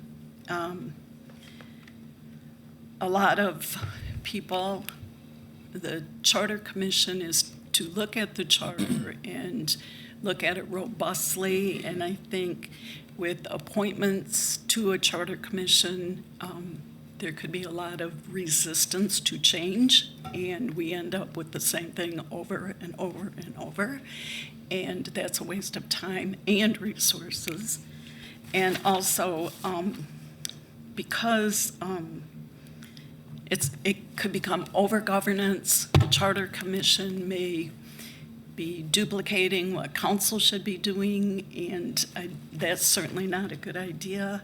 And if there are no pressing issues, which there are not usually, if you do a 10-year, 12-year vote by the people, they may find themselves trying to justify their positions, and we certainly see a lot of that in government. So the only thing that I could find as a pro in my research was maybe they might find something to be proactive about, but I think frankly, it's just another layer of unnecessary government. Any other comments or questions? We have two proposals before us on page 16.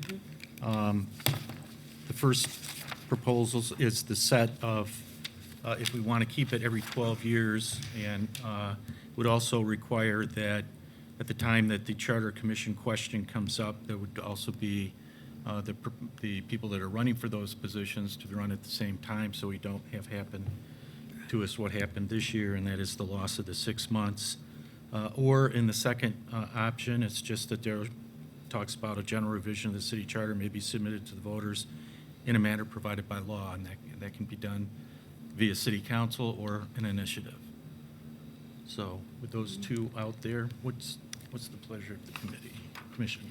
I would prefer the first one, that it's an automatic vote by the people, because this never would have happened if that had not been on the ballot, and there were a ton of serious concerns by the public and by the residents of this city, and they are not going to do a petition drive to get this on the ballot. I think to put 12 years and do the elections at that time so we don't lose 6 months like we did here is just a really good idea. Chances are, we have found that usually they'll say no, but there were some really big concerns this time, and I think it's just a good idea to review it at least have that opportunity every 10 to 12 years.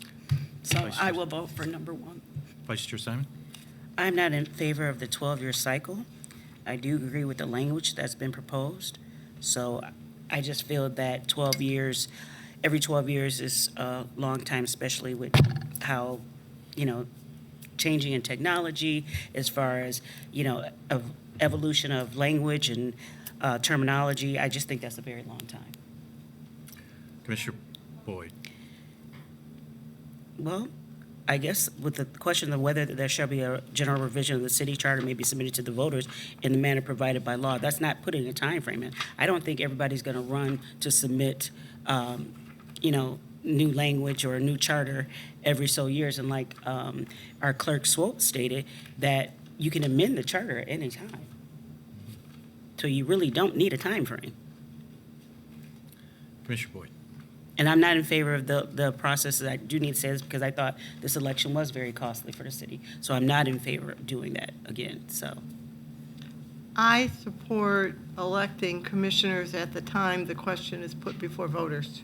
Because again, we did lose 6 months of a 3-year cycle, and that was a lot. So I think the question, if we put the question before voters, we put the question before the voters, and then if they vote to the affirmative, who do they want to serve? So I think that would be the issue. But I don't like the 12 years. I would rather it go to 16 years, which would be corresponding to what we do at the state level on the state constitution. Every 16 years, we have to vote on whether or not we want to have a constitutional convention. Fortunately, we've never done that, and I'm hoping we don't. Vice Chair Simon? No, my question was for clarity when you said, so if you're asking people to vote for commissioners at the time of the election, how does that work? It can't possibly work because one, you don't know if you're gonna, so I'm gonna run for election as a commissioner, but then they don't pass it. So I've just run for election for something that doesn't happen. Right. That's right. what happens. Right. Yep, that's exactly. Okay, I just wanted clarity. Yeah. Thank you. Commissioner Anderson? Yeah. Thank And you. you have to, but you only have to pay a $100 filing fee. Commissioner Anderson? I'm not gonna let it go. I do think that doing it that way also makes voters more aware that it's on the ballot and what it is, because you have people who are actively running, advocating for that at the same time. So I think that, opposed to how it was done this recent time, it was on the ballot, and there was a large percentage of people who had no idea who. I talked to people after, like while I was running, and they're like, "Oh, I voted no because I didn't know what that was," And so I think that if people are running at the same time, it just gives more awareness to what it is, whether they want to vote yes or no. Hey, Matt, I have a question for you. If we went with the second language that just talks about in a manner provided by law, can we add a section in there that if, in fact, a vote does happen, that we can add the .2 language that at the same time that the, pardon me? Right, but I mean, in terms of having the candidates up at the same time that the charter is voted on, can we put that language in there, even though we don't have a set date? The way I would envision it, I think it would be you're saying take the more simplified version at the bottom, getting rid of the 12-year cycle, but adding .2. I guess what I would do is just essentially take our little shortened version, replace .1 with that, Okay. .2 as is. Oh, okay. But I don't see any reason why we couldn't do that. Let me I'll take another. Okay, yeah, that should be absolutely fine, but. Yeah, make that .1. I think we'd have to approve that and then amend it to add that. Are we good? Oh, I'm sorry, Commissioner Washington. I'm not comfortable with this, but when the question of having a general revision of this charter shall be submitted to voters, who makes that decision? That could either be by city council, I think a 2/3 vote of city council. 3/5. 3/5 vote of city council and/or an initiative. Well, initiative will never happen. That's too much work, not for the charter review. For name changes on streets and everything. Yeah, but that doesn't require. I'm sure this is a little bit more important. So. All right. Vice Chair Simon. No motion. So I move to adopt the second proposal recommended and then make that .1, or do I have to vote something up? Probably you want to do the .1, 2, and 3 together and then go back and amend .1 by inserting it in. I move to adopt it 1.1, 2, and 3. Is there any discussion on that?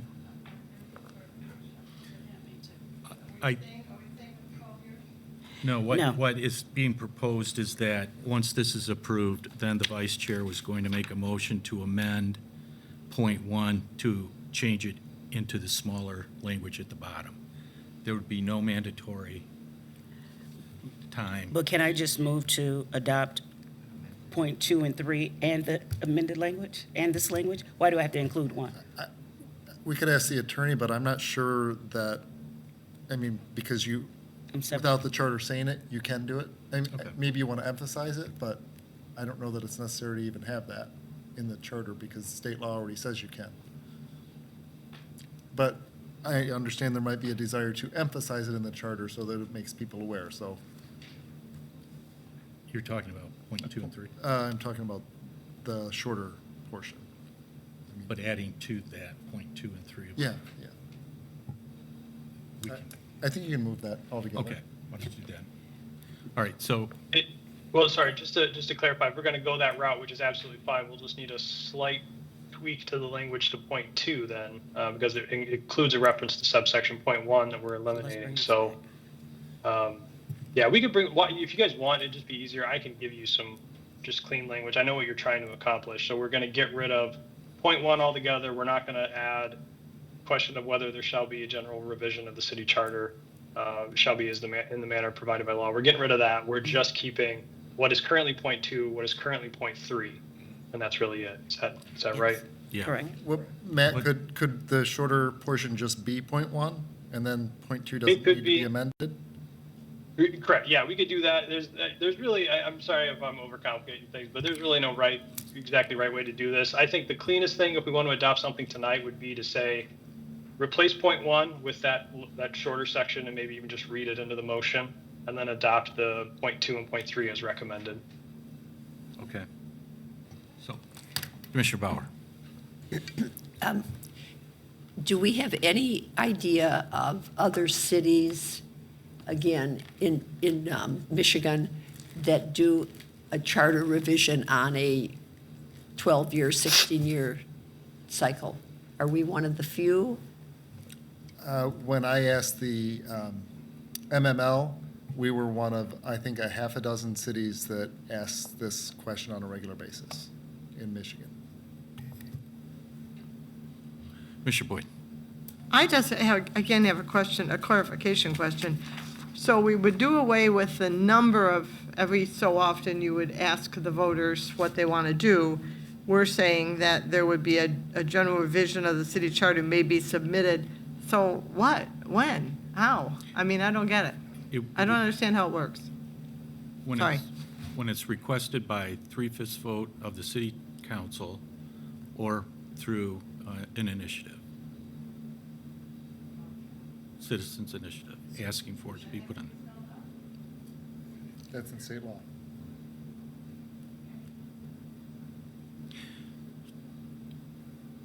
So, Vice Chair Simon. I move to adopt the following language. The question of whether there shall be a general revision of the city charter may be submitted to the voters in the manner provided by law, and to adopt .2 and .3. Okay, does everybody understand the motion? Is there any discussion? Hearing none, all those in favor say aye. Aye. Those opposed? Nay. Please show your hands. Commissioner Anderson, Commissioner Dowd, and Commissioner Washington. I had a discussion point, so I'm not. You- We went through it pretty quickly. Go ahead. Sorry. So a couple of things. One, if we're taking the time frame off, I'm okay with that. The question came up about how do people know? And I'm not sure if what we're saying right here, right now, will always be interpreted by law. Like, who's going to go in and search the law? So I do think it would be helpful to have in the charter by 3/5 of the city council, like stated in that portion. So if I'm a citizen and I'm reading and I want to know how I could do this, I would know how to make that happen without having to have interpretation. Go. I'm sorry. One concern is state law Changes, fair. Yeah. might I feel not like be the same. that is, when we're talking about trying to be transparent and how folks can do things with this charter, I feel like that, just by putting in state law, then puts a barrier for someone to go figure out the law. And I don't think that's what we're trying to do in our, so that's my no vote. Thank you. All right, Commissioner Boyd. So we voted for that, correct? So someone who voted for it would have to ask that it be reconsidered in order to have Ben's suggestion made, correct? That would be Am true. I right? Well, we have approved it as is. Yes. Okay, Yeah. very good. That's all I need to know. Thank you. Okay. All right, Commissioner Washington. It is my understanding, and Chairman Jeffries, please correct me if I'm wrong, we are voting on all of this. I know you will. But we can pass all of this, but that doesn't mean that it's written in stone until it actually goes before the voters. If somebody comes back at something and wants to really make a point, we can absolutely do We're going to circle back on everything. We still can Yeah. change things. Yeah, yeah. But we're not going to. Just kidding. All right. Okay, so any other questions on this? All right. Now's the time to move into our Article 3 review. Yeah. Commissioner Bauer. You know, it has occurred to me, and I don't know if it has to anyone else, we've certainly made an effort to reach out to former mayors. We've heard from them. We did make an effort, we heard from Council Member Carol Wood, but we're now at the legislative branch. I would like to hear from the city council, the current city council. I guess I could do it myself, and in fact, I've made a note. I've called a couple people to have coffee so I can get a sense of what they think. I mean, because the here and now, are there things in this article that aren't working? So I guess I would just ask, instead of, I mean, we can go through it, but I would really like some input.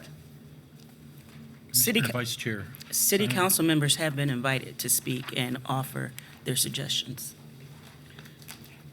When we reached out to the mayors, we reached out to city council and numerous times and invited the president to come down, and it is what it is. And I think, I'm not saying it in a negative way. My sense is, I've seen some of the council members here, but I think people are kind of taking their hands off. They don't want to look like they have the thumb down. That's my sense. That's just what I think. Is that okay? Well, and then, excuse me. Go ahead. Then maybe we just, I at least as a commissioner, we need to give the message, if anybody's listening, I don't know if Councilmember Koss is often here, but that in the next week or so, give us feedback on if some of the things we're talking about tonight. He doesn't want to do that. I know. I've run into him at Meyer. He doesn't want to. Well, no, I don't mean, I'm not pointing to any certain person, but I mean, I think I would like to hear from any council members, and maybe they don't want to do it publicly because they don't want to be seen as trying to influence the commission, but they could even send in writing just some comments. So I would really like to see that. I'm just feeling like I don't know. There might be some things we will overlook here. Councilmember Washington is the most current person to have served, and I just would like to know some of their thoughts. So I guess the invitation is out there, even if they want to email us back individually as a commission, I would really appreciate hearing from, and even some, I mean, I guess any former council member, but especially the current group. And I, just kind of, I'm sorry, just what we had just talked about. I mean, this isn't going to end here tonight on this section. I'm sure we're going to be dealing with it a couple of different times. And again, we're going to circle back. And I think as it flushes itself out, you might get more interest or, more of a response. Commissioner Washington. I know, Commissioner Bauer, that a couple of them are planning on coming after the holidays to talk to us. And with all due respect, half of the council is so very new, they don't even know what's not working, and that's nothing against them. but they just don't have the history to know what is and is not working. Okay. Commissioner Boyd. Can I ask when they're coming after the holidays? Because that's kind of open. No, I think it'll be January for sure, January 7th or the next one for sure. There are certain things I think we need to deal with. One of the things I'd like to talk about in Article 3, it talks about the auditor. Randy Dykehouse spoke tonight about the internal auditor and the role that the auditor can play in the Board of Water and Light. I came into this process thinking hands off on the Board of Water and Light. I now kind of think, having seen what's going on, perhaps there needs to be a little bit more oversight, but I'm not anxious to have the city or the city council involved in the Board of Water and Light. So I would like to have a little bit more information on the internal auditor and what the auditor does and how the relationship works. And perhaps we could schedule a presentation about that, because I really heard what Randy was saying tonight, and I've read the charter, and I think perhaps there is an opportunity for change, but I don't quite know what it is. So I would just respectfully request that. The other thing I would request is a presentation. You were not here at the last meeting, Chairman, but we had the Chief Strategy Officer come, and my eyes were glazing over. I was like, what in the world is he talking about? But we had a number of people tonight from the public talk about the investment clause. I'm not anxious to get into that because I'm not sure that's our role, but I would like to hear from the city about who does their investments and how they do them. I'd like to know specifically what's going on so that I can make an informed decision. Thank you very much. All right. Any other comments before we start? Commissioner Washington. Thank you. I just want to answer this really quickly. The retirement board, they're the ones that get together, and anybody should be able to find out when those retirement boards are. There's one for the city employees, and then there's one for right, and then there's one for the police and fire. And they are the ones that they vote for the investment company, and the investment company is they're the ones that decide where these investments are going in. So I agree with you. I don't know that that's anything we should be getting involved with. But, just for the people listening too, they can go to those pension board meetings and they can ask these questions, and I think they're valid, and I do agree with them. But I don't think we have anything to do with it, and I'm not sure council can really do anything about it. Okay. Shall we begin? All right. Article 3 on the legislative branch, Chapter 1 is structure. 3-101. Does anybody have any questions, changes, proposals? Okay, moving on to Section 3-102, Organization of Council, point 1. Any changes, corrections, discussion? How about point 2? Okay, moving on to point 3. Point 4. Point 5. Point 6. Point 7. Okay, that wraps it up for chapter. I'm sorry, my bad. Yep. On rules 3-103.1. Does anybody have any comments? Point 2. Councilmember Boyd. I had just one question, and it's something that I'm concerned about, but I don't know where it is in the charter, and I've looked and looked and looked, and I can't find it. But somewhere in this charter, it requires that the mayor or the mayor's person attend city council meetings. Yes. I don't know if it's in this chapter It's coming. or this article or in Article 4. I don't know where it is, It's in here. but I think it needs to be changed. Okay. So, point 3, I think we were at. Any questions? Point 4. Okay, section 3-104, maintenance of order. Any questions on that? Okay, that finishes Chapter 1 of Article 3. Motion be in order to approve as presented. Second. It's been moved and supported. All those in favor, say aye. Aye. Those opposed? You're opposed? Okay. Passes with Council, or Commissioner Washington voting no. I'm sorry. I said I voted no because I voted no on the charter not being reviewed every 12 years, not going to the voters. Okay, Chapter 2, Meetings of Council, 3-201, talks about meetings, point 1. Anybody have? Point 2. Point 3. Point 3, that's it. Okay, Section 3-202, Special Meetings, point 1. Point 2. Mr. Chair, if I could. Mr. Clerk. This is the one that says that council members have to be served personally Yes. or to their home. So that means no email, no phone call, which, and this seems out of touch with the times. Okay. Do you have some proposed language? I think we could just cut it off and to see, cause each council member to be given proper notice of the meeting. I'll state that again.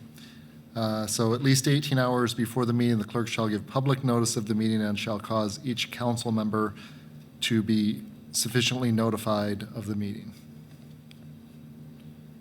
Or to receive actual notice of the meeting, I think is. Oh, to receive, okay. If Matt, if I could, Mr. Chair. First of all, I have done this when I was chair of the electrical board. I had to go around to everybody's house. Liz, turn on your mic. Mike. Sorry. So I have done what you're talking about. I also know that even from personal experience, you send people an email and they don't read their email. So, it's 18, so I think doing something, changing this so that it's 18 hours and sufficient notice, et cetera, but there has to be some acknowledgement by the person you're sending the email to that they have read it and they understand it. Email, you actually call, you get a verified notification, I think needs to be put in there. That means that you know as I like that, verified. clerk that I did receive it. I spoke to you or something, or I Let's- say I received it. Want to bring some language back? Yeah. Yeah. Okay, Commissioner Bauer? Okay, we'll bring some language back to address that at our next meeting.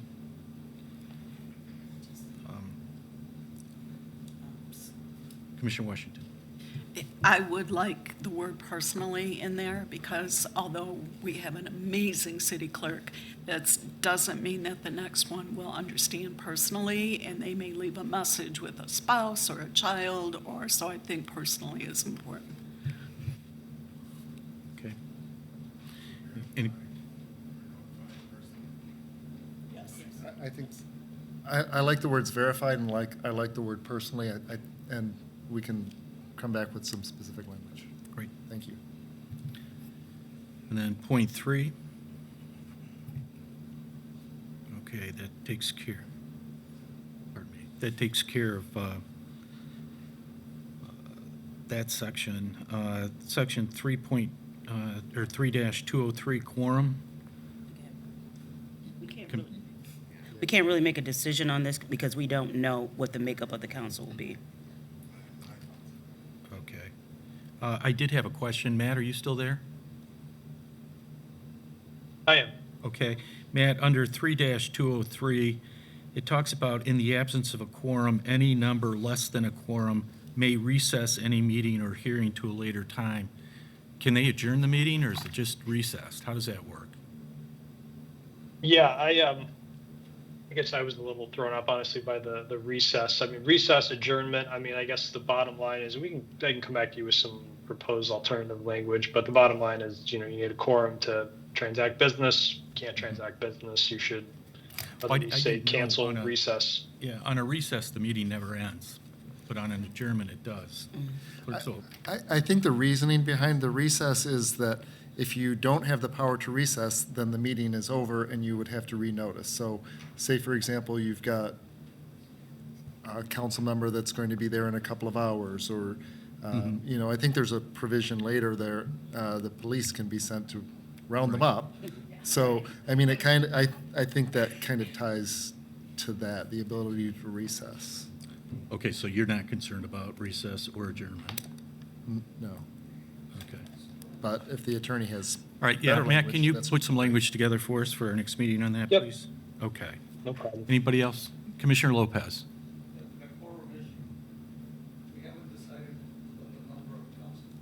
Yeah, we said that. Correct. Do you want to? No? Okay. No, we had already said that we were going to skip that section. Come on. Okay, right. Commissioner Washington? But you know what, it can be done. You don't have to specify the number. You can say over 50% of the council or the majority of the council, because, I mean, there's no reason to stop on this. You don't have to specify a number because 5 is the majority of 8. So you can say the majority. Well, then the majority. The current charter makes 5 a majority, even if there's a vacancy. Right. So you if say- there's 7, 4, or 5 is a quorum. So if there were 7 council members, 4 would be a majority, but would not be a quorum for the council to transact business. But I think. Under the current charter. Yes, So but I you can think do that what you can be want. changed, and you can put language in there addressing a vacancy. Because even if there's nothing changed, even if we put 9 wards, it may change down the road because the city is changing and growing, and so I think you might want to just leave the number out altogether. Okay. All right, we'll have language brought back. Commissioner Lopez, you're good? Okay. Section 3-204, attendance at meeting. This is the compelling part. Point 1, does anybody have any questions? Point 2, any questions? Hearing none, that takes care of that section. I don't have 204 on here. I'm sorry, the heading, it's like there's a spacing issue. Oh, okay, sorry. All right. Sorry about that. Okay, does anybody have any questions? Hearing none, moving on to 3-205, voting. Point 1. Point 2. Yeah, these tie into the same thing. Am I off? Yes, Commissioner Lopez, I'm sorry. Turn on your mic. Mike? Thank you. All right, so attendance at meetings, right? That's where we're at, right? Yes. We're on- City council may compel the attendance of absent members We're- at a duly called meeting by a majority vote of the council members present, whether or not quorum is present.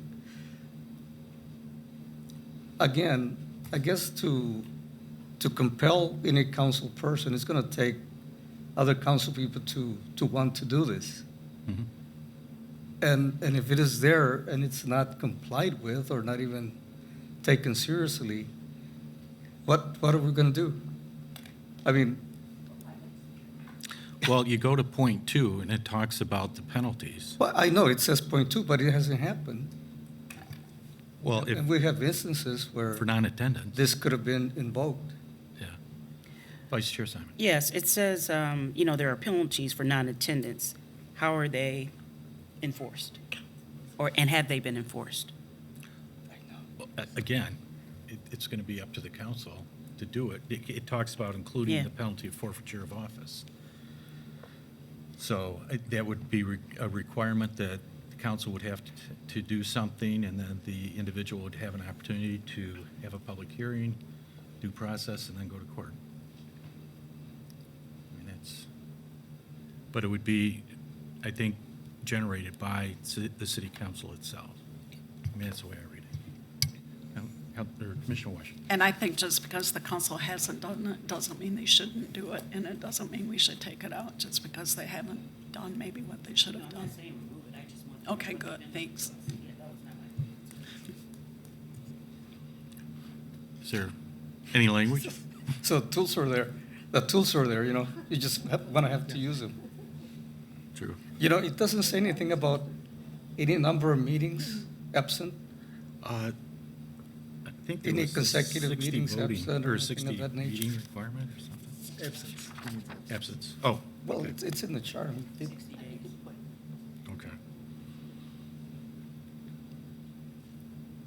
Anybody? Okay, moving on. This Commissioner Cowie. I guess it goes, thank you. I think it goes right back to what we said on the other one as far as having the number, even at having that 2/3 in 0.1, 205.1, if we don't know what that makeup is going to be. Okay. Yeah, 2/3 doesn't matter. The 5 votes. But the 5 votes, that's what I'm saying. That's why I suggested we don't put an actual number in there. You do 2/3 or you do the majority, which is over So I 50% think, or. so I think that should be also changed and tabled to the other language that we bring forth. Okay. All right. You had some questions. So, Matt, did you get that? Okay. Yeah, I guess I heard what was said, but I guess I'm still kind of unclear on whether that's something that's best addressed in 3-203, consistent with some of the other topics we talked about, or whether we want to tie this into 3-205.2, which is, I think, is what was mentioned. So if you could just sort of clarify that for me. Oh, okay.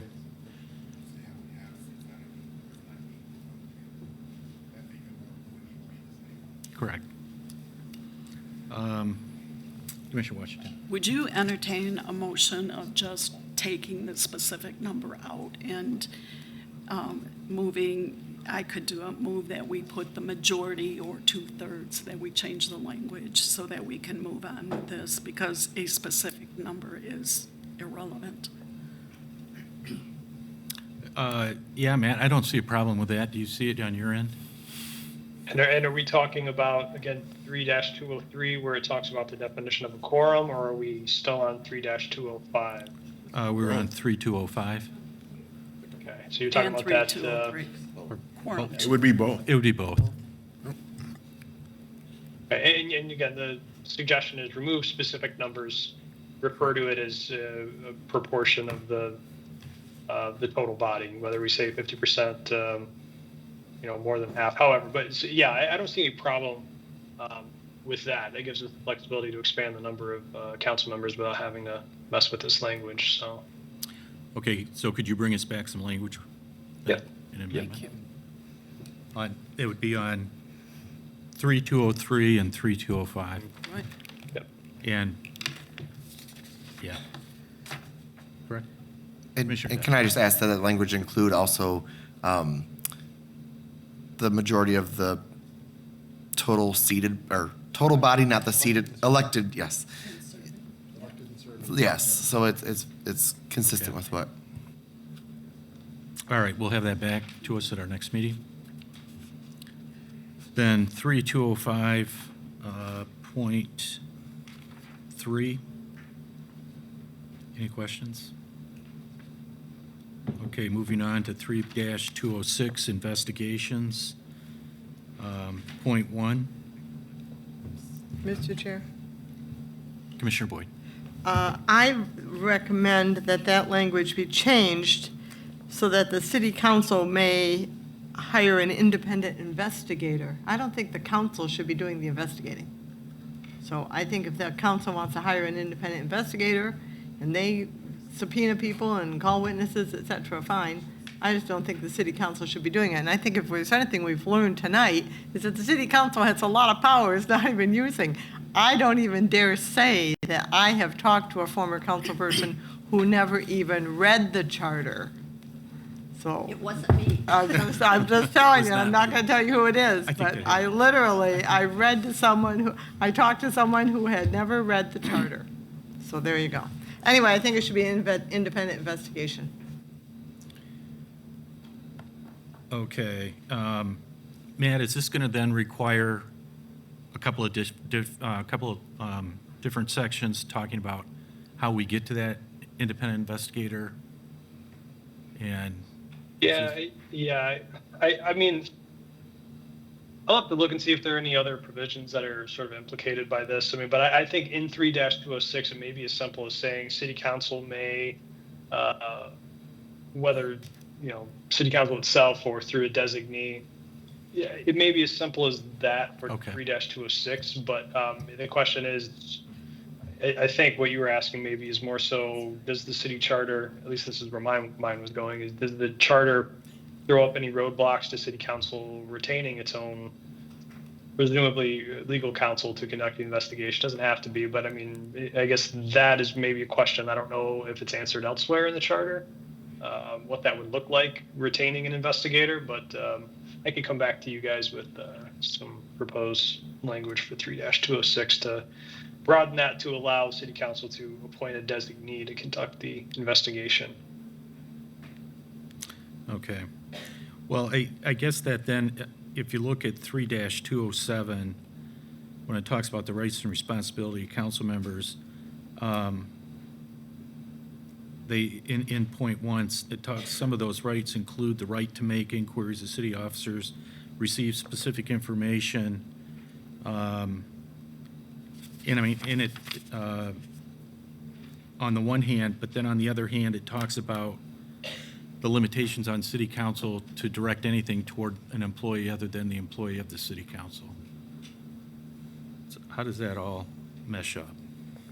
Yeah, so 3-207, we're gonna have to take a look at that too and make sure they, I understand what the goal is though, so I'll come back just with you with some proposed language. All right, is anybody else? Commissioner Bauer. We've all received a copy of a recommendation that the city have a city transparency officer.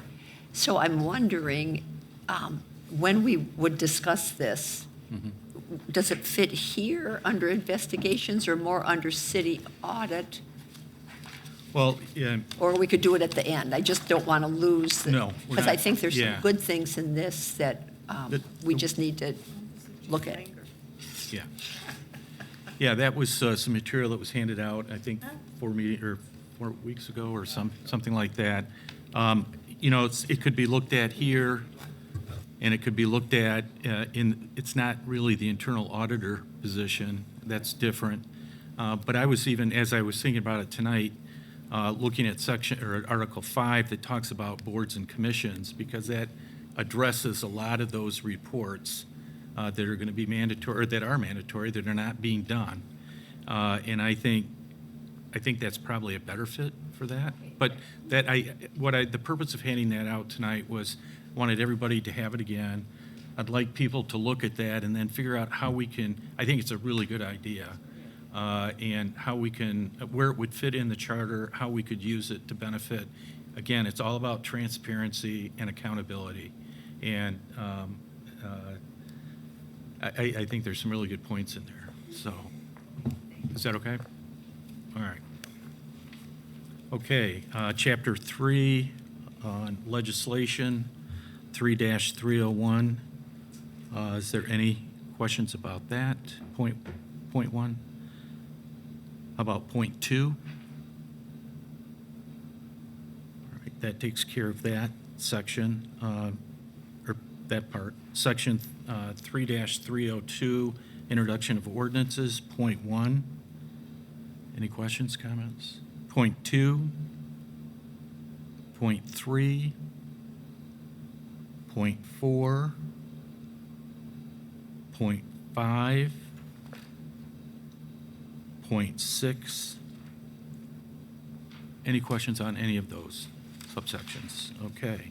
Moving on to 3-303. Second. Point 1. Point 2, point 3, point 4. The only suggestion I would have here, should this start mirroring what we have done with the public notice requirements that we've talked about at the last meeting?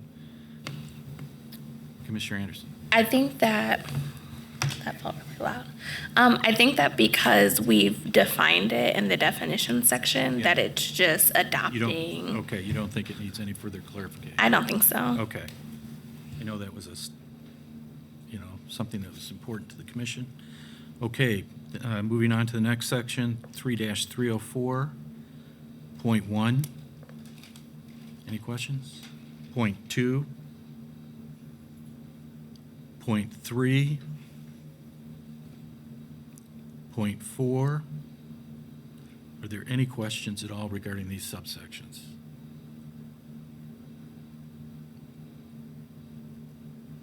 Chris, how does this work for the clerk's office?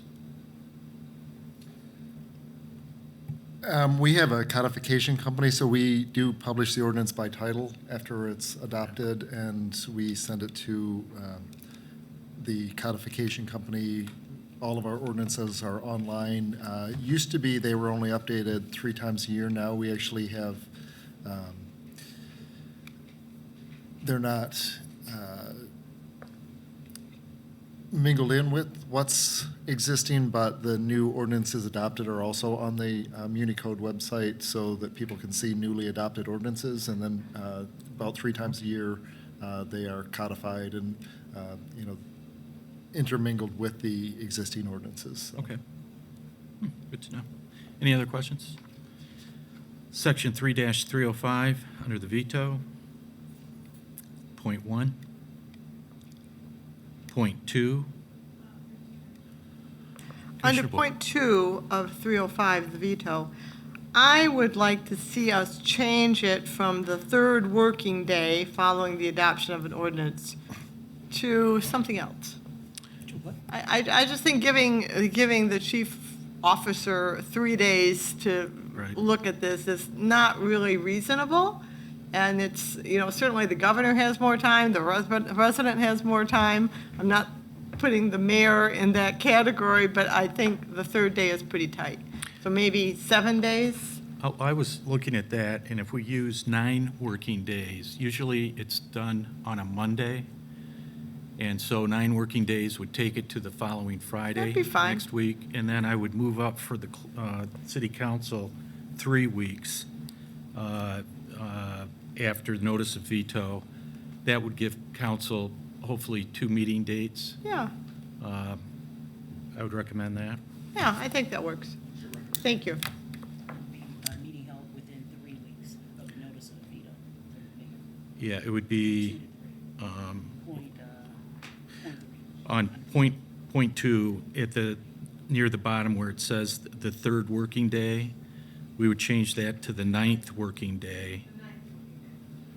And then in point 3, held within 2 weeks notice of the veto, I would change that to 3 weeks notice of veto. So is there a motion? Second. It's been moved and supported. Any other conversation or debate? Hearing none, all those in favor say aye. Aye. Those opposed, they are approved. And then 3-306, effective date of ordinance, point 1. Point 2. Chris. One thing that's come up, the interaction between our charter and state law. State law provides that zoning ordinances cannot go into effect until 10 days after adoption at the earliest. So in effect, that means that the council cannot give them immediate effect because they can't go into effect until 30 days unless they give it immediate effect, and we can't give it immediate effect because that's sooner than the 10 days that state law allows. So our zoning ordinance are in this kind of trap where they can only be 30 days. And I don't know if there's some language that would allow for that. Yeah, Matt, what do you think?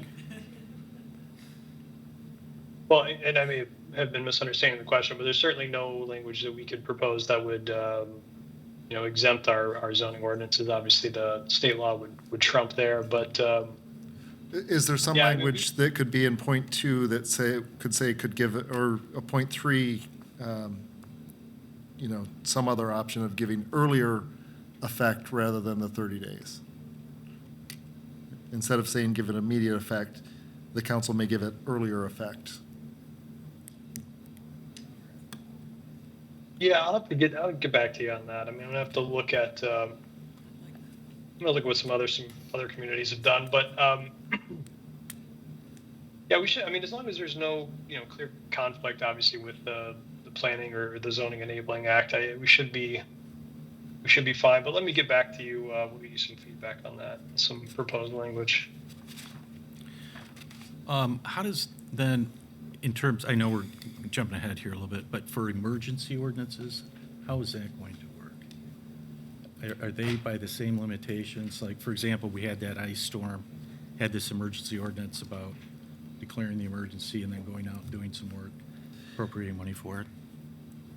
Well, the emergency ordinances already have, I think they're coming up. Yes. And they can be given immediate effect. So obviously. So there's no publication requirement or anything like that for? Correct. Oh, okay, did not know that. Okay. So 3.306.1, we're still good with that, and then point 2, and we're going to have some look at on that for our next meeting. Then 3-307.1. Go ahead. Go ahead, Chris. This seems like it's a pitfall for the city, and I don't know that this is necessary. I think city council has the ability and to revoke or amend an ordinance at any time, and I think the requiring that they expire is not beneficial. How do we compare with other cities, do you know? Again, this is one that I had checked with the MML, and it's a Rarity? a rarity. So your recommendation is to strike it? Yes. Comments? Commissioner Bauer? No? Oh, Commissioner. My only comment with that is it doesn't make more sense to edit it where there's language that there may be a reason for an expiration date, and then in fact, but they are allowable to be indefinite versus requiring an expiration. But there may be a need for an expiration date on some. We don't want to just avoid that all the time. Yeah, they can sunset anything, yeah, when they pass it. Any other comments? So, Matt, do you have any concerns with eliminating that section? 307? We're just talking about point 1. We're the whole thing, 3-307, 1 through 4. No, point 1. Or just okay. point 1? Well, No, it would be the It whole. all ties together, yeah. Yeah, the whole. Yeah, it's all related. Yeah. I don't see any problem with that, and I agree with Chris. I mean, I didn't speak to the MML or do much of a survey beyond the sort of 5 to 10 charters I routinely look at as points of reference. I've never seen a provision like this that has an automatic expiration. So yeah, I see no impediment to getting rid of it. But what I can do, I won't spend a ton of time on it, but I can take a quick look and just make sure that there's, even if we get rid of it, I'm just thinking if there's some state law provision that might control, it still controls. I mean, so so there should be no impediment to getting rid of 3-307. All right, a motion be in order to delete 3-307. Second. It's been moved and supported. All those in favor say aye. Aye. And it would also include then the renumbering of the remaining sections. Those opposed, passed unanimously. 3-308 emergency orders, point 1. Point 2. Point 3. Point 4. Any questions on any of those subsections? Okay, moving on to 3-309, codification of ordinances, point 1, point 2, point 3, point 4, Any questions on any of these subsections? Hearing none, moving on. 3-310. I'm sure there's not any problems with this. Okay. All right, that takes care of Chapter 3. Moving on to Chapter 4. This is the internal external audits, 3-401.1. Can I just say one thing? Sure. We do have a relatively new auditor with the city of Lansing, and as part of him coming on, the city council has created an ad hoc committee on audit. And their recommendation that they just came out with was to create a permanent council committee on municipal audit. So this might be a very good one to get some input on what they've discovered. And I think it's something that the council has kind of been focused on, Okay. or at least a few members of the council have been focused on. So what if we go ahead and just tape, and I don't want to table it, let's just pass up on Chapter 4, and then ask the council or whoever from council to come in at our next meeting for a presentation, and then we'll come back to it. Is that okay? All right. Getting close. And does that include the external auditor? Are they looking at it, or is this just? No, I do not believe they are looking at the external auditor. Okay. I did have a question. That's 3-404. Are we doing the audit of the Board of Water and Light, or do they do their own? They do their own. They do their own and they submit it to the city. But they do their own internal and external.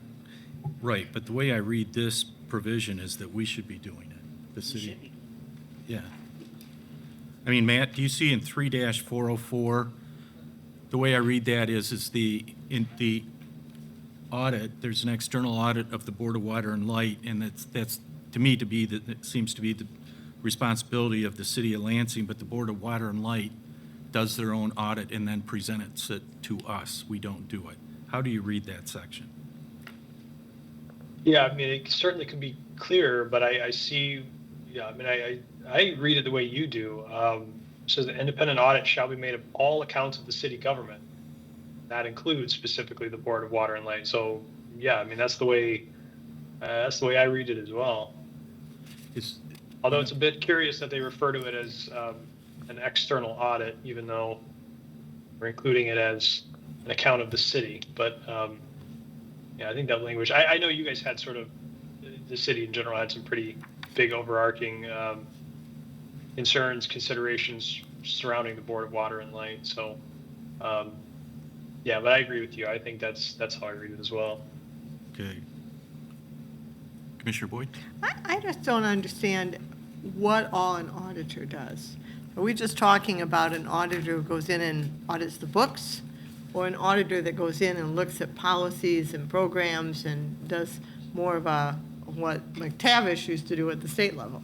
Mm-hmm. So I guess when we have that conversation with the city, I would like a full understanding of what an auditor does and all of it, so that we can ask some questions too. Thank you. Yeah. Go ahead, Vice Chair Simon. And currently, it says in here that the results of the audit shall be placed in the clerk's office for public inspection. Is that correct? And is that done? Yes, that is. And they're put on the city's website for the No, I'm talking public. about Board of Water and Light. Oh, the Board of Water and Light, yes. Okay, just make sure. Yes. Chris, do you know how it is we got to the point where the board does their own audit? I do not. Okay. All right. Okay, that's something we're going to have to look into then. I can tell you one other slight flag. I don't think in my 19 years the audit has ever been done by October 15th. Oh, I think that's a pretty impossible turnaround for a city of this size. And I don't know what the correct time frame would be. All right, let's check on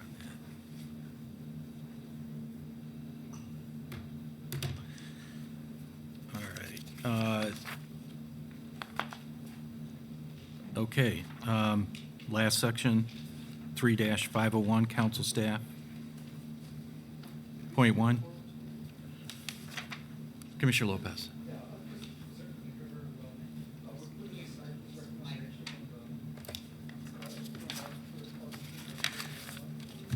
on chapter 4 until we have the presentation. Commissioner Dow? You're good? Okay.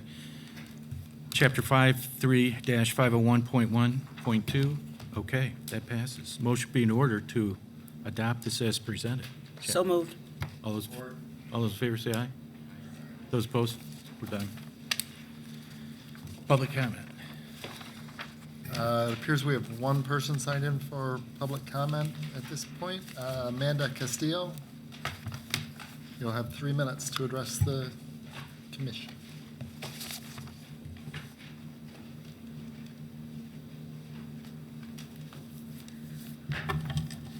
So I also wanted to speak in support of the ethical investment clause as well. So there's a phrase that everybody knows that says it takes a village, and usually it's referring to raising children, and that's very true, but I also think that it speaks on community and the importance of community. The ethical investment clause is more than just a list of demands, it's an invitation. It's an invitation to you, the Charter Commission members, to truly become part of the community of Lansing, be a part of that village to raise a better future that refuses to invest in entities that actively commit and/or profit off of genocide, human rights violations, and the destruction of our beautiful land and water. A community that is truly ethical, safe, and equitable is the best path for everyone, including all of you. We're asking you to take a stand, to be bold and say no more to genocide, no more to war crimes, no more to human rights abuses, and no more to the destruction of our earth. I leave you with a final quote from an Abenaki filmmaker, Alanis Obomsawin. When the last tree is cut, the last fish is caught, and the last river is polluted. When to breathe the air is sickening, you will realize too late that wealth is not in bank accounts and that you cannot eat money.